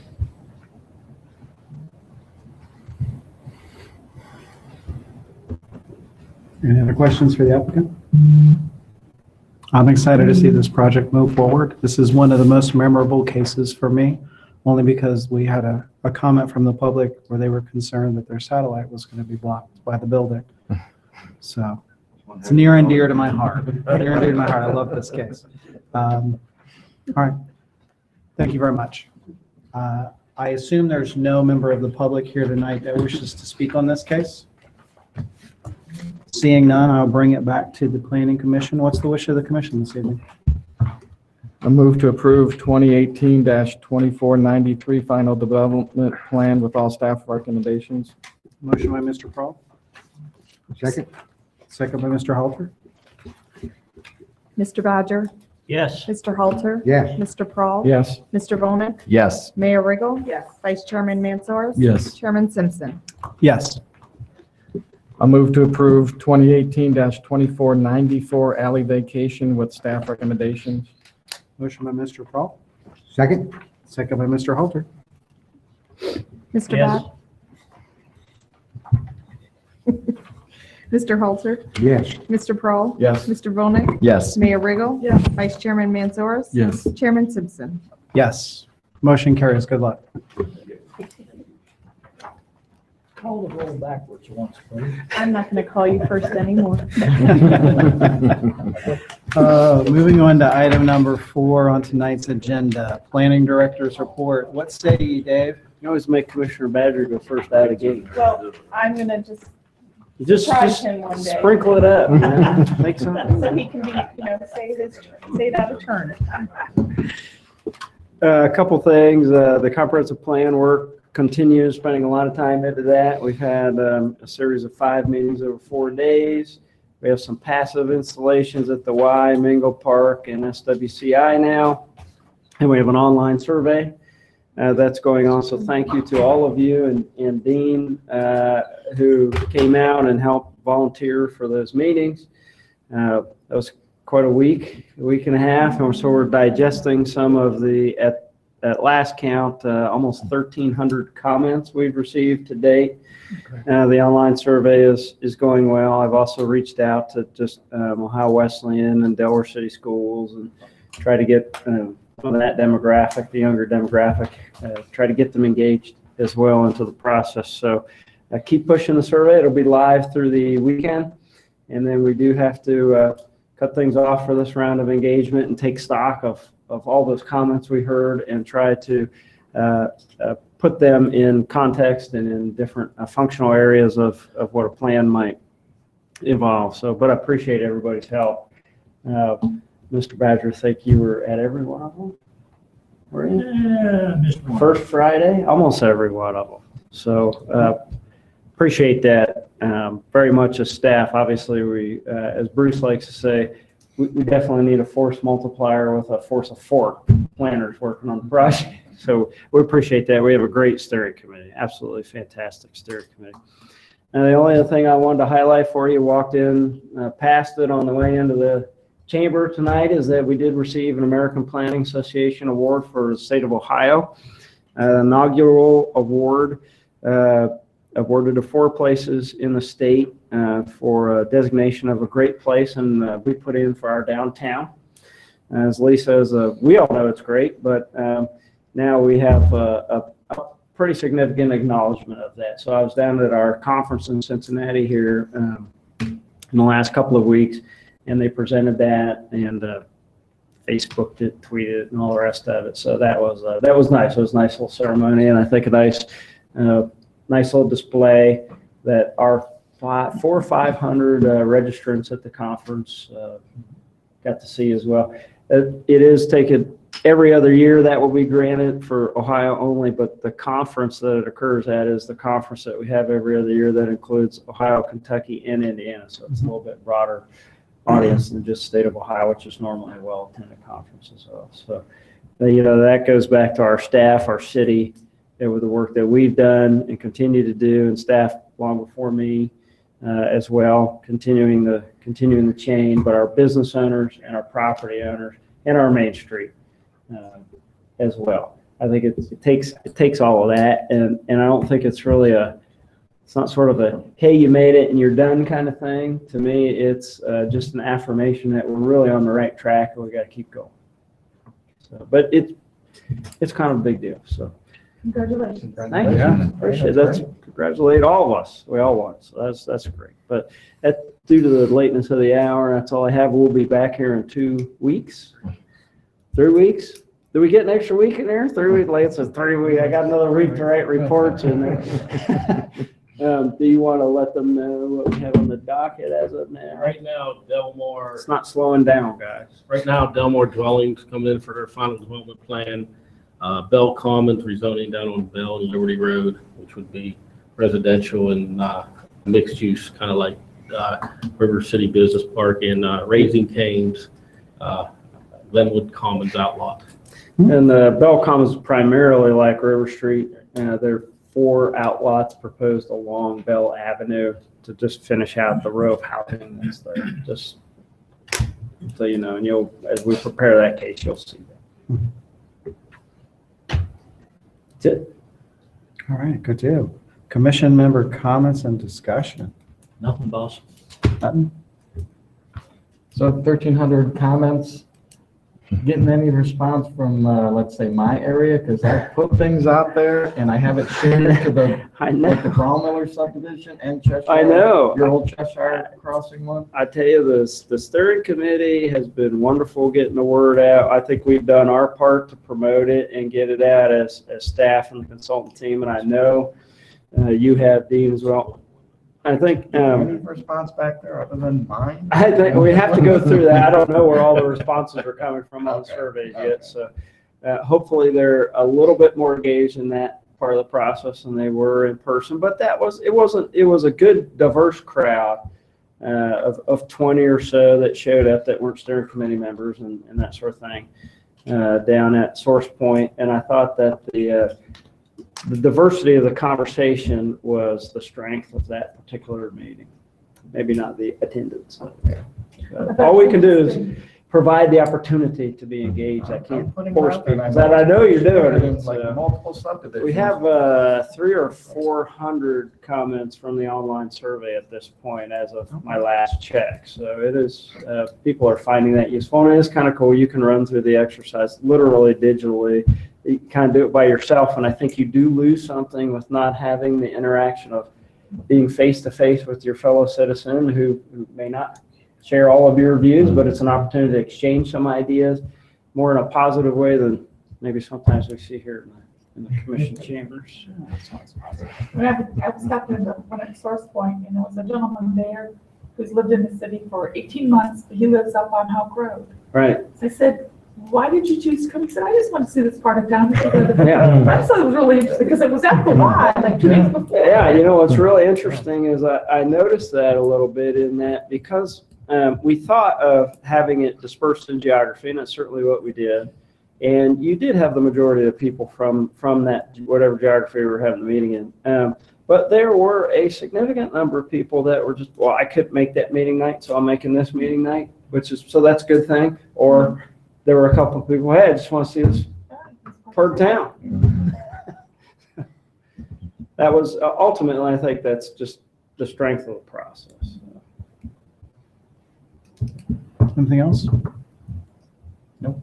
George? Yeah, going along with, wanting to see that part of town, I think Dean and I are trying to emphasize is the people that live down in that Cheshire area to see this part of town, this downtown, get them to come up and see what all is going on and all the excitement. So it's pretty tough. They You just can think, send postcards out, but you can turn north, not just That's south. right. Yeah. Oh, yeah, and you can turn at Glen Parkway and Peak Flow. and Soon at a light. Without a light. Soon at a light. And risk your life, people, go right ahead.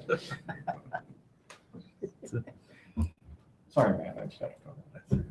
I just want to thank this committee. I know it's frustrating when you sit here and you have to hear everything again, and after you already approved the hotel, and then it comes back before you again. So I just apologize. Again, I'm 1 of 7, but I appreciate all the work you guys do. None for me. Oh, just what? Whatever happened to the popcorn store? Is that banner still up? Very It good is. question. It has not come to fruition. I just don't wondered. know the answer. Yeah, the banner came to fruition, but that's A banner, and that's about as far as that project went so far. Never. Nothing. Nothing for me. Nothing. So, thank you. I just want to say, I thought we got the hotel right the first time. But I think they did a great job jumping through hoops to make it work the second time. So I hope they get where they're trying to go. I agree. As always, excellent job to staff. Another great meeting. Thank you, guys. I thought you guys were awesome tonight in terms of dealing with what you needed to deal with. Thank you. I think the public doesn't understand it. We have to follow the law. Well, yeah, but I'm not going to tell them that. They I will. know that. I can explain it to them. I can't understand it for them, though. All right. With that, I don't have anything else with that. Our next regular meeting is November 7th, 2018. I may be traveling, I may not be traveling. I won't know for another week or week and a half.